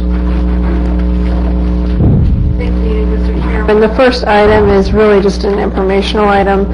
At the last board meeting, you all had heard some discussion regarding the park subdivision and allegations of extensive sinkholes in the area, and it asked me to look into a building moratorium in that area. We've done the legal research, and really, obviously it's a takings analysis if you're going to be looking at that. The length and the permanency of the moratorium would be what would really be relevant to giving you an ultimate answer as to whether we think there would be a problem. The courts have generally looked at temporary moratoriums as more in the lines of permitting delays and have been very reluctant to find any sort of takings. So if this board was considering doing a temporary moratorium in order to gather additional information or request a sinkhole study be done, that would be one issue. If you're looking at a permanent moratorium, first of all, I don't think you have enough facts before you to make that decision. I would caution you against that. But if that is the will of the board, we would definitely be looking at a takings analysis at that point. And this is just it's informational. I'm not sure where you all want to go with this, but I did want to report this back to you and be available if you have any questions about it. I move to accept the attorney's report and also to pursue discussions with the park to determine willingness to perform a study of the hydrogeology and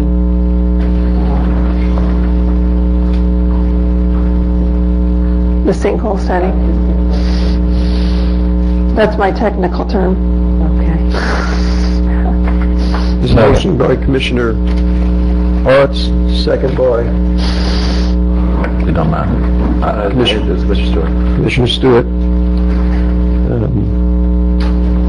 To accept the study and to also direct to accept this report, the report, rather. direct staff and the attorney to discuss with the predominant developer in the park the willingness to perform a study of sinkholes in the development. I'll certainly broach the subject with them. And maybe it's wordsmithing or clarity. It's really to have a study done to determine the suitability of that land to continue developing. Okay. And at the permanent density at this time would be a crucial fact too. So that's the motion with a second by Commissioner Stewart. Any citizens to speak on this issue? No. Any further board discussion?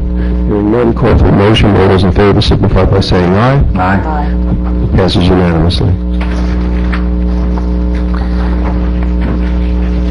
Second attorney item. Sure. The next item is actually sort of I had already placed this on the agenda in accordance with the board's previous direction to me about a scope of work regarding review of the housing programs. At the same time, county administration was placing an item on the agenda, so we sort of did a combined item in order to consolidate all the discussion in one place.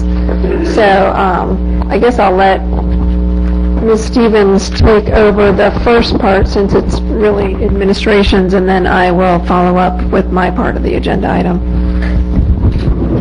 Okay. As the board is aware, the county administrator formed the management review team, referred to as the MRT, to provide a comprehensive review of the housing division programs and services back on May 27th of 2010. This MRT group is primarily composed of volunteers from the private sector, as well as Leon counties represented. There are a few county commission staff members that serve on the MRT as well. At the same time, back at the beginning of June, again, as Heather noted, the county attorney was directed to obtain a scope of work for an outside consultant to perform a comprehensive review of the housing division's programs and services. Since the MRT was formed, they have held multiple meetings. They have met with the Department of Community Affairs on one occasion, as noted in the agenda request, and since that time have been working primarily to respond on a time-sensitive issue, which is the Department of Community Affairs monitor and report, which did contain some findings related to the county's LIHEAP program.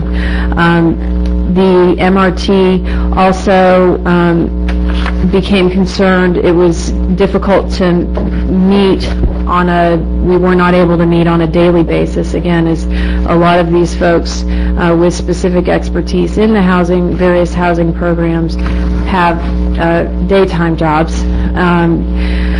And so we prepared a memo to the county administrator, and it was distributed to the board as well back in June, before the June 24th date, which was the deadline initially set for the MRT to report back to the county administrator and the board with the comprehensive review of all of the housing programs and services. The MRT quickly grasped that they would not be able to address the myriad of issues and the various programs in that quick amount of time. So we did want to notify the county administrator that we were not going to be able to make that deadline, and that we were going to focus on two very specific taskings in the immediate weeks to come. The first of which was, again, the time-sensitive response to the Department of Community Affairs on the LIHEAP program, which is developing a policy and procedures manual, which we will be sending up to the Department of Community Affairs at the end of the week for their review and comment. Ultimately, before that policy and procedures manual is final, that document will actually come to the board for review, comment, and approval. But at the same time, the MRT also wanted to try to focus its efforts and place a timeline upon itself for a scope for performing the housing review, because it really is, if you read the memo set forth by the county administrator, and I believe as the board is well aware, it's a monumental task. We have multiple programs that our housing division provides to citizens, each of which is very specialized with rules and regulations either set forth by the state or the federal government. And we need folks with that expertise and the time, quite honestly, to perform that comprehensive review. So the scope set before the board this evening was developed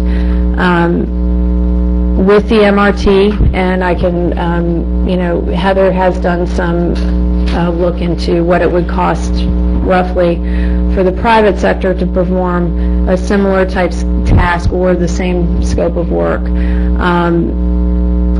Really, this evening we're looking for board direction as to whether or not the board would like the MRT to continue its review, which would be, as recognized in the agenda item, an extended period of time. because of the various constraints upon the folks that are actually serving on that committee, or hiring an outside consultant.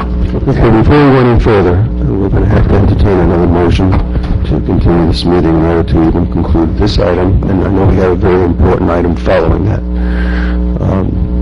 So entertain a motion at this time. I'll move to 11:30. That clock up there is a little fast, according to my clock. It took me a few minutes. There's a motion by Commissioner Brock and a second by Commissioner Arts to vary from the normal procedures and extend the time of the meeting to 11:30. Please. Okay, so that... Make a motion. Oh, I'm sorry. No, we need to vote on that. Sorry. Okay, so all those in favor signify by saying aye. Aye. Okay, it passes unanimously. I move to accept the update regarding the scope of the Housing Division review and to pursue an RFP for a third-party consultant to perform the scope of work. Motion by Commissioner Arts and second by Commissioner Green to accept the report and move forward with the RFQ. RFP? Okay, sorry. I think that the housing, I think the MRT would do an excellent job, but it will take until February of 2011, so I think it would be better to do this in a timely way. Okay, so, Mr. Steve Foltz, you've made arrangements prior to this. Good evening, Commissioner. Steve Foltz, 35 Montecoupa Circle. I guess I'll give you all a heads up. This is probably going to be uncomfortable for some people. But it is all information. It is all actually recorded from Board of County Commission meetings, purely and simply. So I apologize if I'm offending anybody here tonight.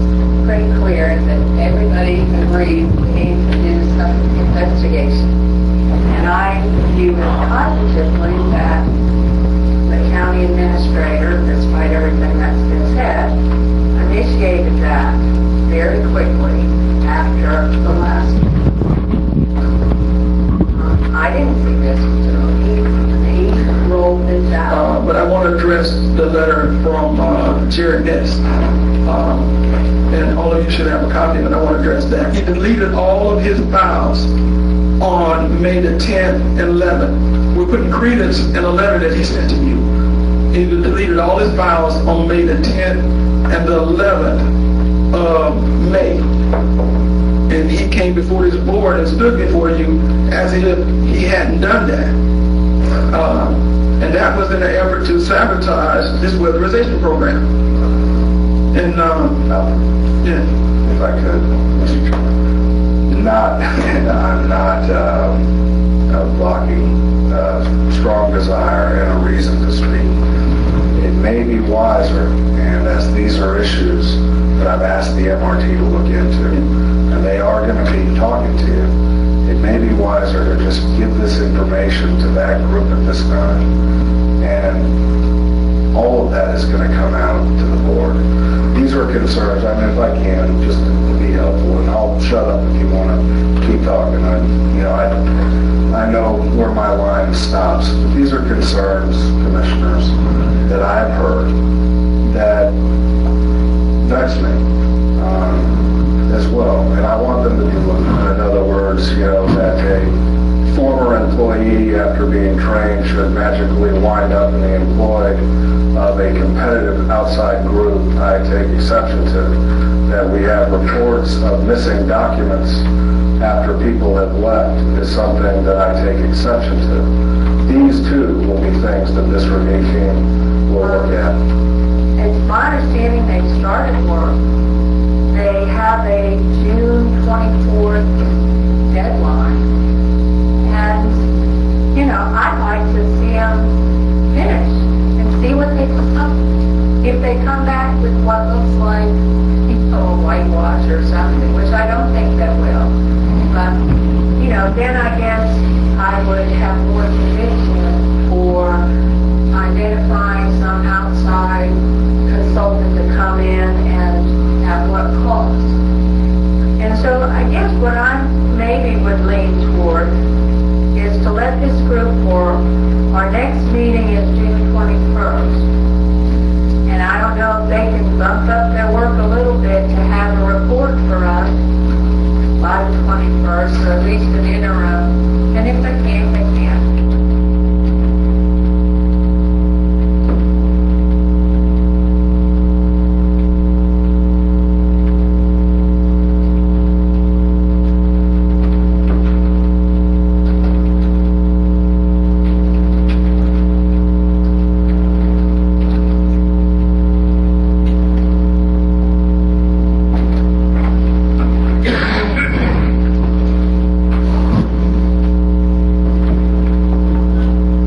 Is that it? Okay. Renee Calhoun. Get your lights back on. Thank you. Commissioners, my name is Renee Calhoun, 211 Bettywood Circle. That PowerPoint pretty much wrapped up a lot of the issues that I have. There's a lot of other questions that need to be answered, and I spoke with two of you commissioners when this MRT review team was established, and you both were satisfied at that time that in May, that would take care and answer these questions, a lot of questions within the housing department that show there's clearly systemic problems within the housing department. Now you've let another 2 months, going into 3 months, lapse, and we still don't have any answers to what happened back then and what is going on now to fix the problems. I believe that an outside investigation is high time and it's past time, and I would like you all to do your job and start an investigation. Thank you. Thank you. Those are the only citizens to speak under this issue. Board discussion at this point. My concerns are that the issues that the MRT was to address, and that I think the board was understanding that were going to be addressed, would be addressed now, however belatedly, in this process through an outside entity. Will this be included? Those concerns that Commissioner Otts expressed and other speakers expressed at the podium.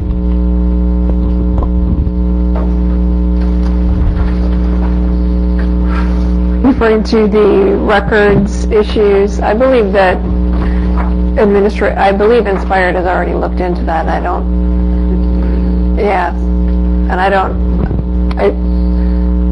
Secondhand, I believe I was told that did not necessarily occur.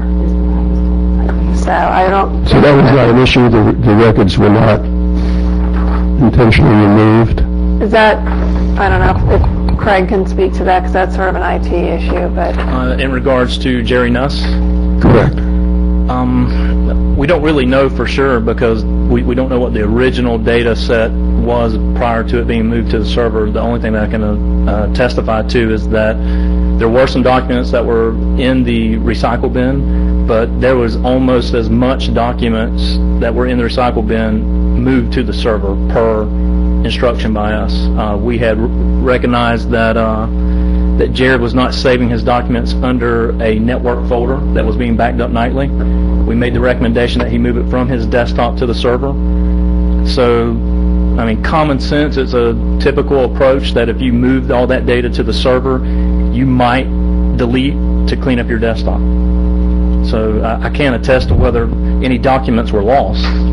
All I can say is that there was a fair amount of work data on the server itself. And did I understand that you or someone from Inspired had instructed him to move those documents to another place? Correct. When we actually purchased, which was just within the last month and a half, when the county purchased a server for the housing department because of a slow connectivity in between the main office and the housing department for a few applications that have to run for the housing program, we basically remapped and touched everyone's computers to map documents to the server so that, you know, even without knowing, you're saving your documents. At that time, when we were moving documents, we realized he had a ton of documents on his desktop that were not being backed up nightly. And at that point, one of my employees instructed him to make sure he got that to at least within his My Documents, which is, unbeknownst to them, mapped to the server. So a public records request came in. That was the first time we really took a look at the data, and there was a fair amount of work data under Jerry Nuss's My Documents. We were never asked originally to take a look at, and I really don't even know the original reason for Jerry Nuss's issue, but we were never instructed to make a comparison on where the recycle bin. Someone just asked us. There was data in the recycle bin, and we said, hey, there looks like there's as much data that was in the recycle bin based on their conversation on the server itself. So I can't really make a recommendation one way or the other of whether there was any intentional data loss. It doesn't appear that he deleted all of his data, for sure. And there was a good chunk, and when I say a good chunk, multiple gigs of data was moved to the server under his server drive. So are you able to do that now? Are you able to look at the recycle bin and what was moved at that time and see if it was the same stuff? No, what it looked like occurred prior to us being called is that, and maybe someone from housing will have to say this, but it looks like maybe they recovered what was in the recycle bin. You have that ability, but it's just in the recycle bin itself. You can actually recover it, put it back in the original location. There was a fair amount of data back on his desktop. So by the time that we started looking at it, there was data everywhere. I mean, duplicative data, there was just stuff all over the place. So, you know, again, I can't make a judgment one way or the other on what the original intent was. I think I'm understanding that he was instructed to move this to another spot, and you did not do whatever looking at that stuff to assure that it was the same. And now, after the fact, other people had moved things around, so it's hard to tell who did what. Correct. There's apparently he has a lot of production data that needed to be worked on, so there's been work within that work folder, if that makes sense. So, I mean, there's no real way to tell what the original integrity of the data was before that. There's no quote-unquote archiving piece on the housing server that could let you go back, you know, in snapshot in time 2 months ago and say, here's what the data was. It doesn't exist. Okay. But all of that stuff that was there, is there a way to see that if anything was totally eliminated?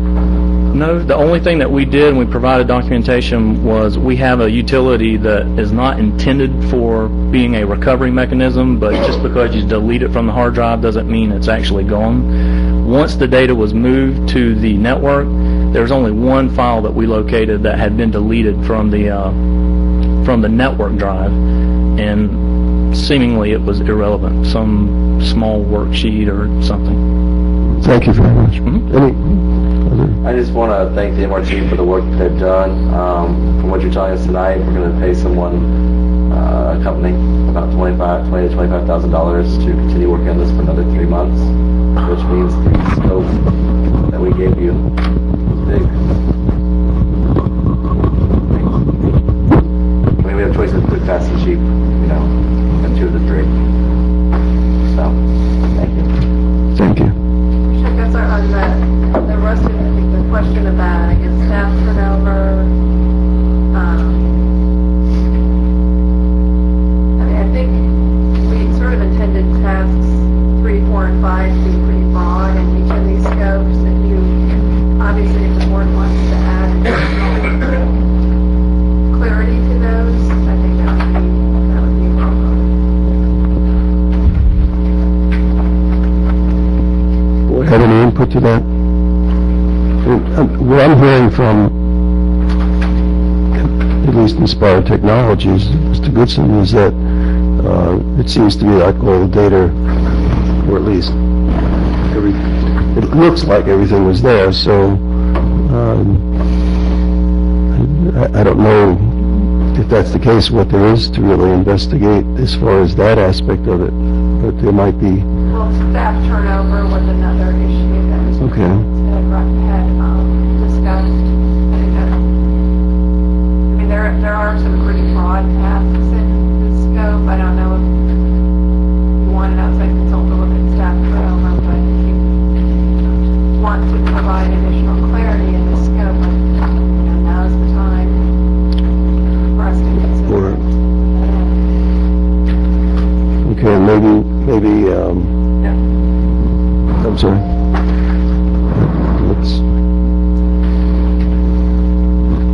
I thought the scope of work was, reasonably laid out, so I'm comfortable with it.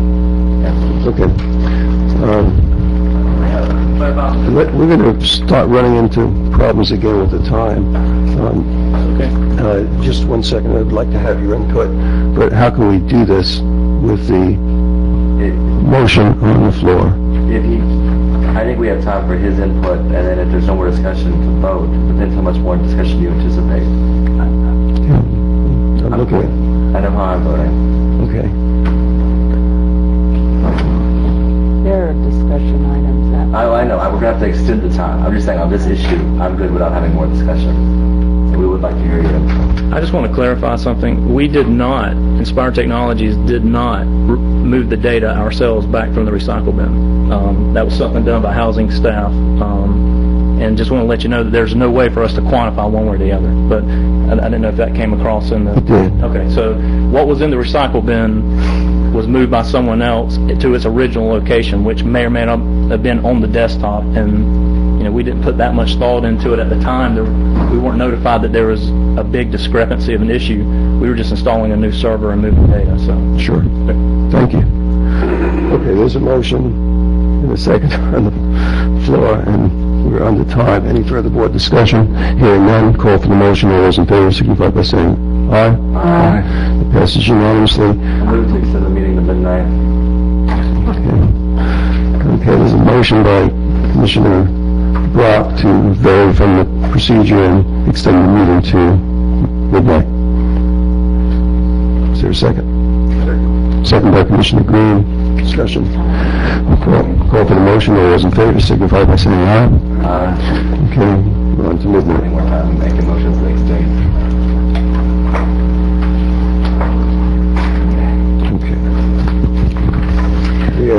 We are finished with the county attorney items, and we're going on to county administrator. Yes, Commissioners, we have one item under County Administrator time this evening. As most of you, all of you are aware, the board offices were struck by lightning back on Wednesday afternoon. Our phone system was actually declared unfixable Friday afternoon by, what's the name of the company? It's some third-party company that is able to, Mitel, fix the thing in the past using tinfoil and duct tape. Apparently, that's not going to work. So it was officially declared dead on Friday afternoon. Mr. Bose has filed a claim with our insurance company for that phone system. As you all know, we're currently operating with one line and a $15 phone, I believe, from Walmart, purchased locally. And a really long cord. So we're bringing this item forward this evening, seeking some board direction on how we should proceed. Obviously, I think we probably all agree that we need to do something. Maybe it's just buying a longer cord. We have a couple of options for the board this evening. We do have the option, and I'll let Mr. Barden and Mr. Bowes speak to this a little bit more, and I know Mr. Goodson's here this evening as well. Putting a temporary phone system in place, what we should do as far as, considering the purchase of a phone system for a more permanent solution. So we'll let Mr. Barden speak so we can get some board direction. Good evening, Commissioners. We asked our IT providers, Inspire Technologies, to give us some options regarding the phone system. They have been maintaining it for us. When it was declared defunct, we asked them to give us some options to get us up and running, at least for the short term. And what they have provided is two options for us, and you have them in front of you. One would be to rent a temporary phone system for $1,000 a month, no installation costs. It would be 12 phones with voicemail, which we don't have now, and some additional phones available on request. They do have 12 phones in stock. We'd have to buy additional ones if we wanted to go that route. The other is to purchase a system to cover the entire building, excluding planning and zoning, which has an operational phone system currently. They're estimating 30 phones.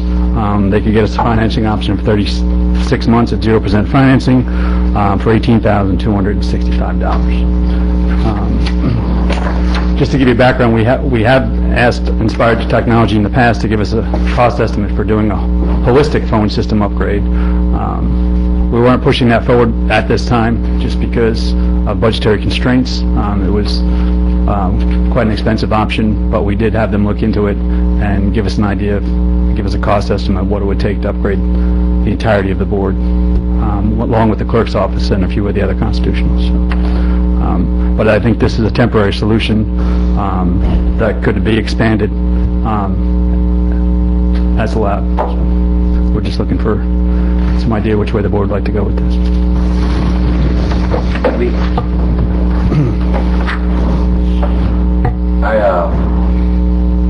This is actually a conversation that about an hour before the lightning storm happened, I was having with Tim and then with Debbie, and I said, if lightning hits this building, we're never going to have phones again.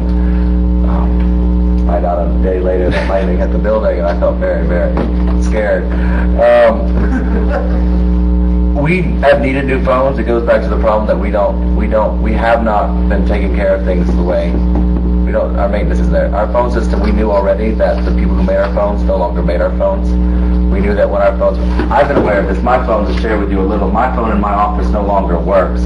I can only speak, before this, I can only speak on it on speaker, and it was broken from the base. And there aren't really phones out there replacing it, and I've been anticipating new phones for a while. And that day, Tim had told me they had taken the phone replacement out of our budget because of budgetary constraints, and I was telling him, no, we still need to move forward with getting new phones. There's an upfront cost with the loan, but what we would be paying with the new phones, the new plan, would be cheaper than our current monthly phone bill. We'd be switching from regular phone lines to voice-over internet phone lines, my understanding. I'd like to see us move in that direction. I'd like to see us, I heard the good news tonight. We're going to get some insurance money because the lightning struck us. Well, there's no guarantee of that. I understand we have a $5,000 deductible. We only have actual cash value coverage on the phone system, and that phone system was not on our schedule just because of the age and the fact that there wasn't much value. So I'm not looking for a big return from insurance.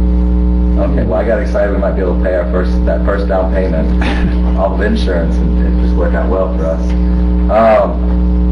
I think that we should move forward with this proposed plan, and I think we should move forward with this proposed plan and continue to move forward with trying to get a whole new phone system, replace our phone system.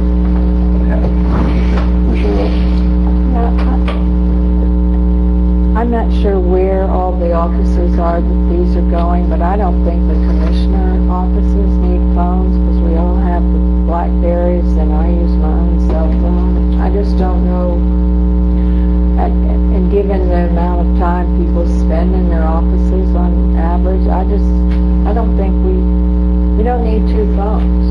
I don't think, for the commissioners. Well, I think the issue with that is if you got a citizen calls the main office, and we got to tell them to call you back on your cell phone. We can't just transfer the line to your office if you are in your office. So I guess that would be the only issue with not having you have phones in your office. But if that's something that you are okay with, we could go that route too.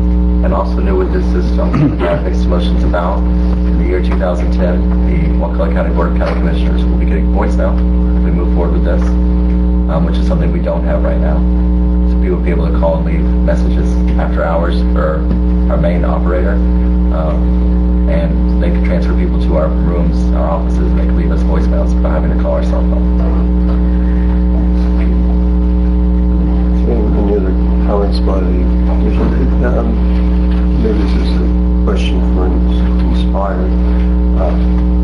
Will this allow us to transfer calls to the other offices that we can't do that now when someone calls in? It really needs to be transferred over to That's correct. The system actually provides the ability to do one of several things. If it's not networked in with potentially the housing department, which is a similar phone system, there's two ways of transferring, whether an internal transfer with a 4-digit or 3-digit extension, or it has the ability to do what's considered hook flash transfer, which is hit a transfer button and dial a full 7 or 10-digit number and transfer the phone to a cell phone to another office, whatever you'd like to do. Thank you. So, Tim,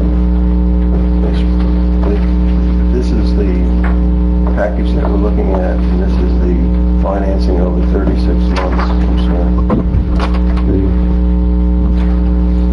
Is that this is what it cost us, the $18,000 it would cost us, and this is the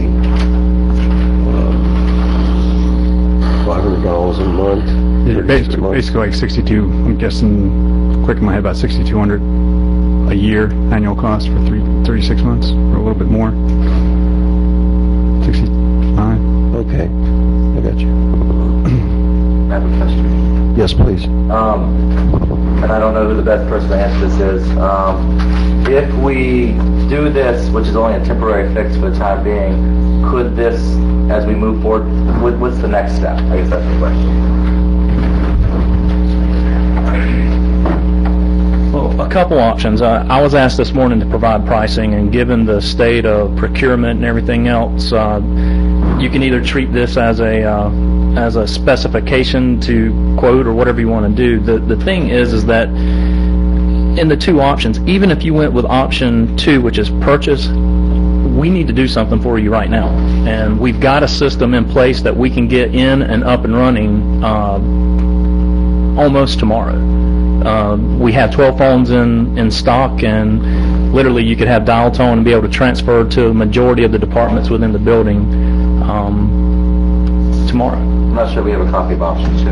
Well, option 2 is the quote. Option 1 is we will give you a system that we have in stock for a rental fee with no installation, and we just kind of arbitrarily threw out a rental number, and you could extend it for 12 months or you could do 1 month, however long it takes to procure a system. So is this option here? Would this cover all of our phones? In the BOCC complex, which would include, the commissioners, the whole front side of the building, everything but planning and zoning. I didn't include them per se on this, but they can be added. They have a functioning system that somehow through the years was separate from your system. So it's the same old system that it might make sense. No, it's not. It's slightly newer. Are there people who can still fix those phones? Yeah. Okay. Even That's a whole step above where we were. Yes, but the Nortel company just went bankrupt. That is the manufacturer. So regardless, I wouldn't say that you're necessarily approving this exactly, because I threw this together without doing a complete walkthrough of desk by desk and phone types. I'm making some assumptions. I'm giving you the same caliber phones that we sell to our other customers, there are options. You can have color phones, you can have simple basic phones. These are just kind of middle-of-the-road business phones, and I just threw out the number 30. It could be 28. I don't exactly know, probably until tomorrow. And the rental for a month, if we had to... We were looking at $1,000 flat fee and no installation, which there'll be a fair amount because we've got to assign voicemail, figure out who's going to get the phones. I only have 12 phones in stock right now that I can give to you tomorrow. If you wanted to outfit more folks, you don't have to buy them through me. You could eBay it. You could figure out whatever you want to do to add phones. So there's options for you to temporarily get by. The 0% financing is not through Inspire Technologies. That would be through Cisco Capital, but they do offer the ability to do 3 years no interest right now for you guys. I move to accept this plan.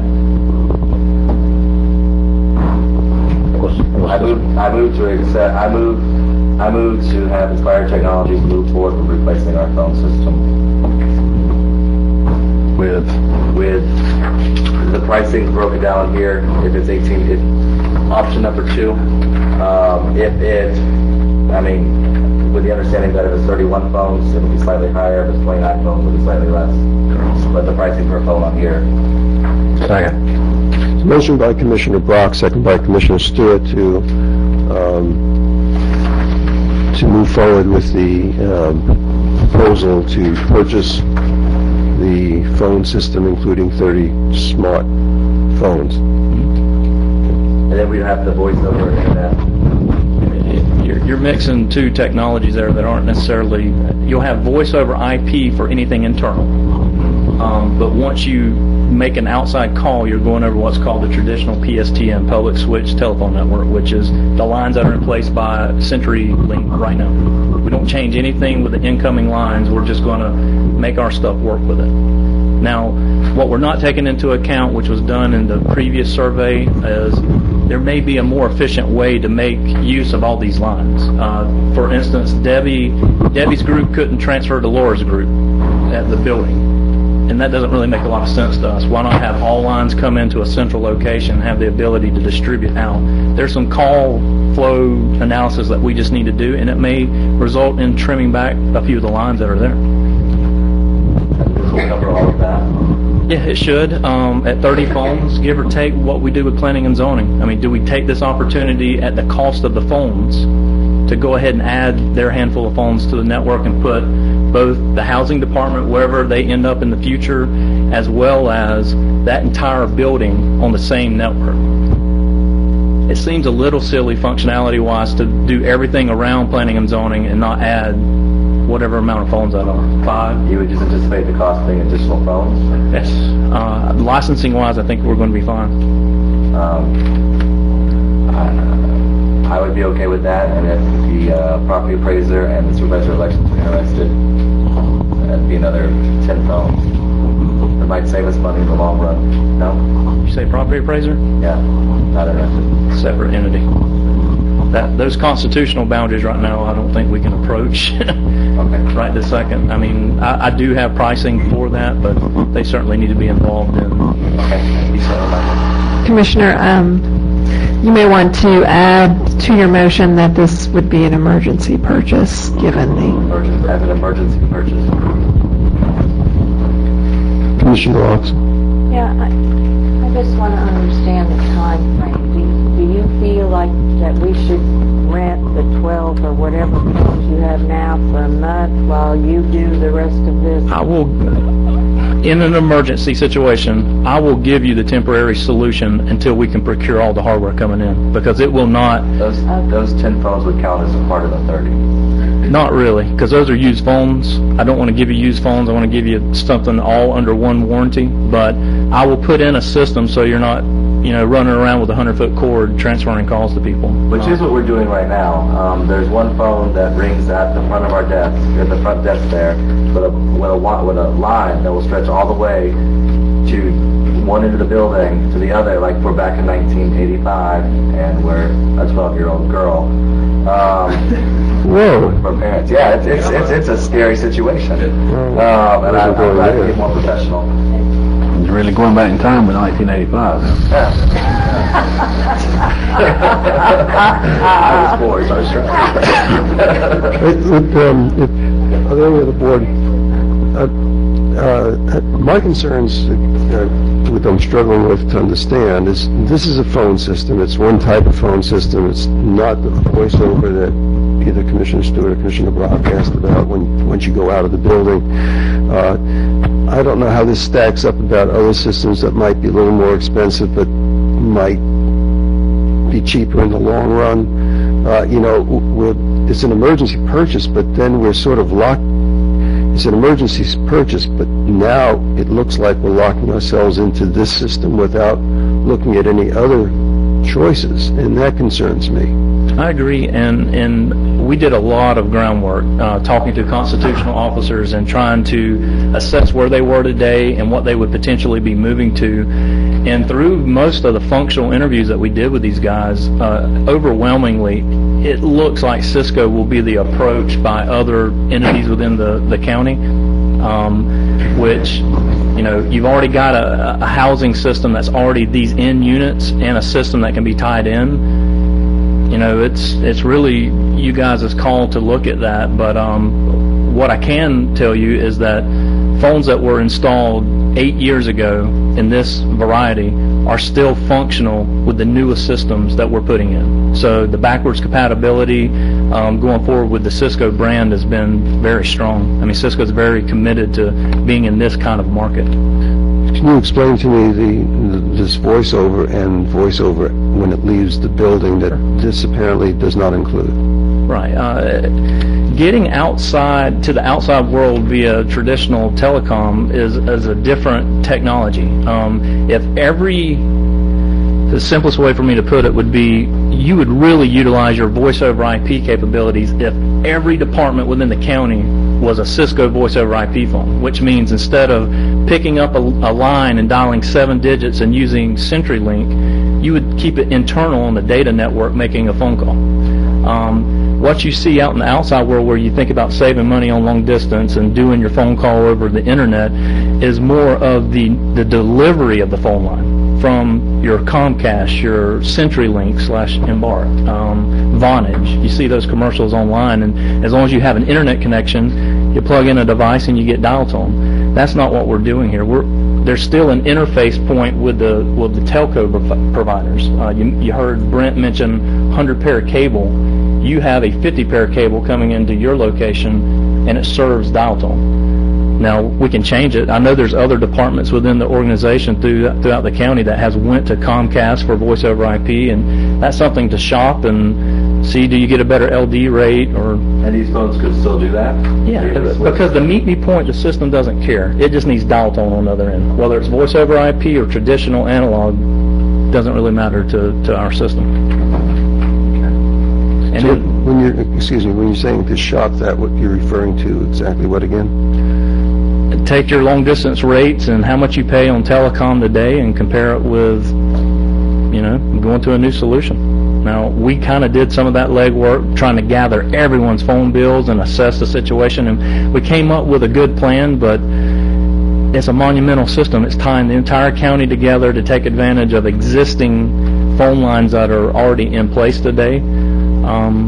And it seems like a monumental task right now with the budget to even sniff that kind of solution, which is over 6 digits starting. But this plan plays into that plan? It very well could. We could either do a decentralized approach where there's a phone system at housing today, or wherever they move, they carry that with them. Your system could ultimately end up talking to them. Regardless, the phones are all compatible. So if one day a Brent or the sheriff's office just went to a nice system that we went live with this week, if we had enough connectivity throughout the county to say everyone is connected, one big entity could host the phone services for the entire county easily. These systems that we're configuring right now are, Nick, how many users will the call manager at the sheriff's office hold right now? 2,500. So the systems are built to expand greatly. It's just a matter of getting some of this connectivity that we don't have in place today. Thank you. Are there any citizens to speak on this? I think I might have been mixing up the two with some of the stuff I was saying. I apologize. Well, it works for me. And that's one of the problems, we have different levels of being able to understand this technology or not understand it. And then we're here making, an emergency choice, which... Well, the plan that we did put together was pretty detailed. We just couldn't get everyone together for in budget crunch time. It just seemed to kind of go on the back burner. But there is a plan in place that we've already designed that would show you call function, call flow, county-wide. It's just, it would take some hours of us sitting down and really hashing out, whiteboarding, and showing you exactly what it could do. But unfortunately, lightning struck, and now we're in scramble mode. So the good news is the system doesn't require any additional wiring. It utilizes the cabling that's already running your computers today.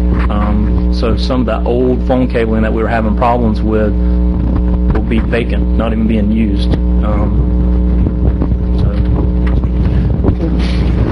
So we have a motion and a second to go with the purchase of this as an emergency purchase. Okay. All those in favor signify by saying aye. Aye. Opposed? It passes unanimously. We have 8 minutes left, and we have some discussion items. Commissioner Watts? I'm going to postpone mine. Okay, Commissioner Stewart? Just real quick, the EPA administrator, the federal level, whoever that person is, tracked me down because they couldn't get a hold of anybody else, and they just asked me to tell the rest of you that on Wednesday the 21st, 3 p.m. Eastern Time, there will be a conference call on the Gulf oil spill with Madam or Sir, whoever they are, in the Bush administration on this matter. The number's 800-860-2442. What'd I say? Bush. Oh, yeah. It's getting late, isn't it? I was thinking Obama, but that didn't come out. I'm sorry. I don't know.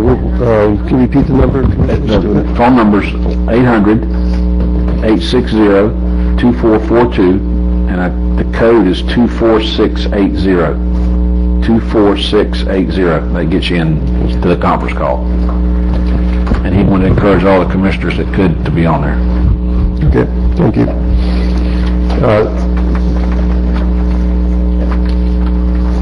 I'm just going to announce that it's coming up to evaluation time. I'll be providing you with forms. I think I have something on the agenda for the next meeting, and we'll go from there. And with that, I'd entertain a motion to adjourn.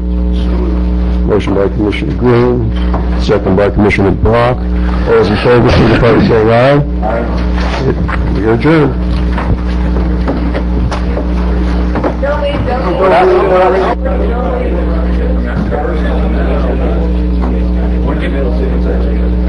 Pretty short, but you should have got an email on check it. Just make sure. Well, we sent them a check there. I'll call you.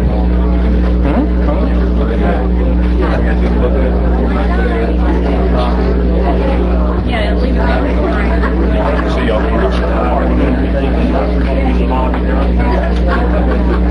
Do I have what? The budget amendment?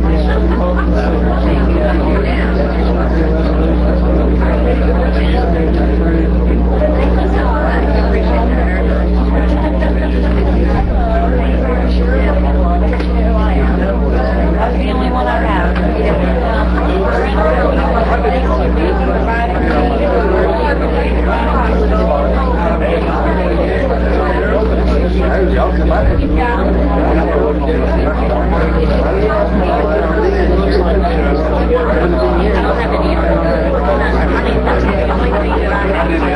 A little bit of what Unless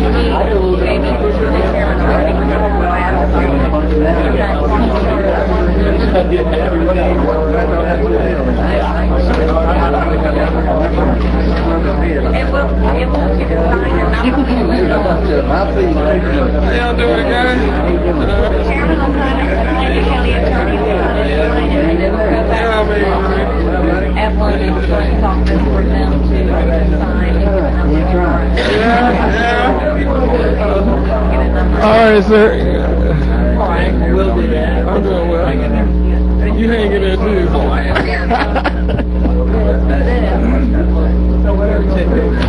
The chairman. Okay. Okay, that'll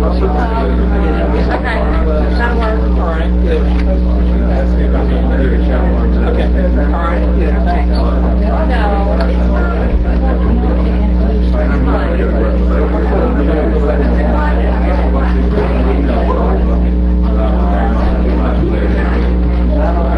Okay.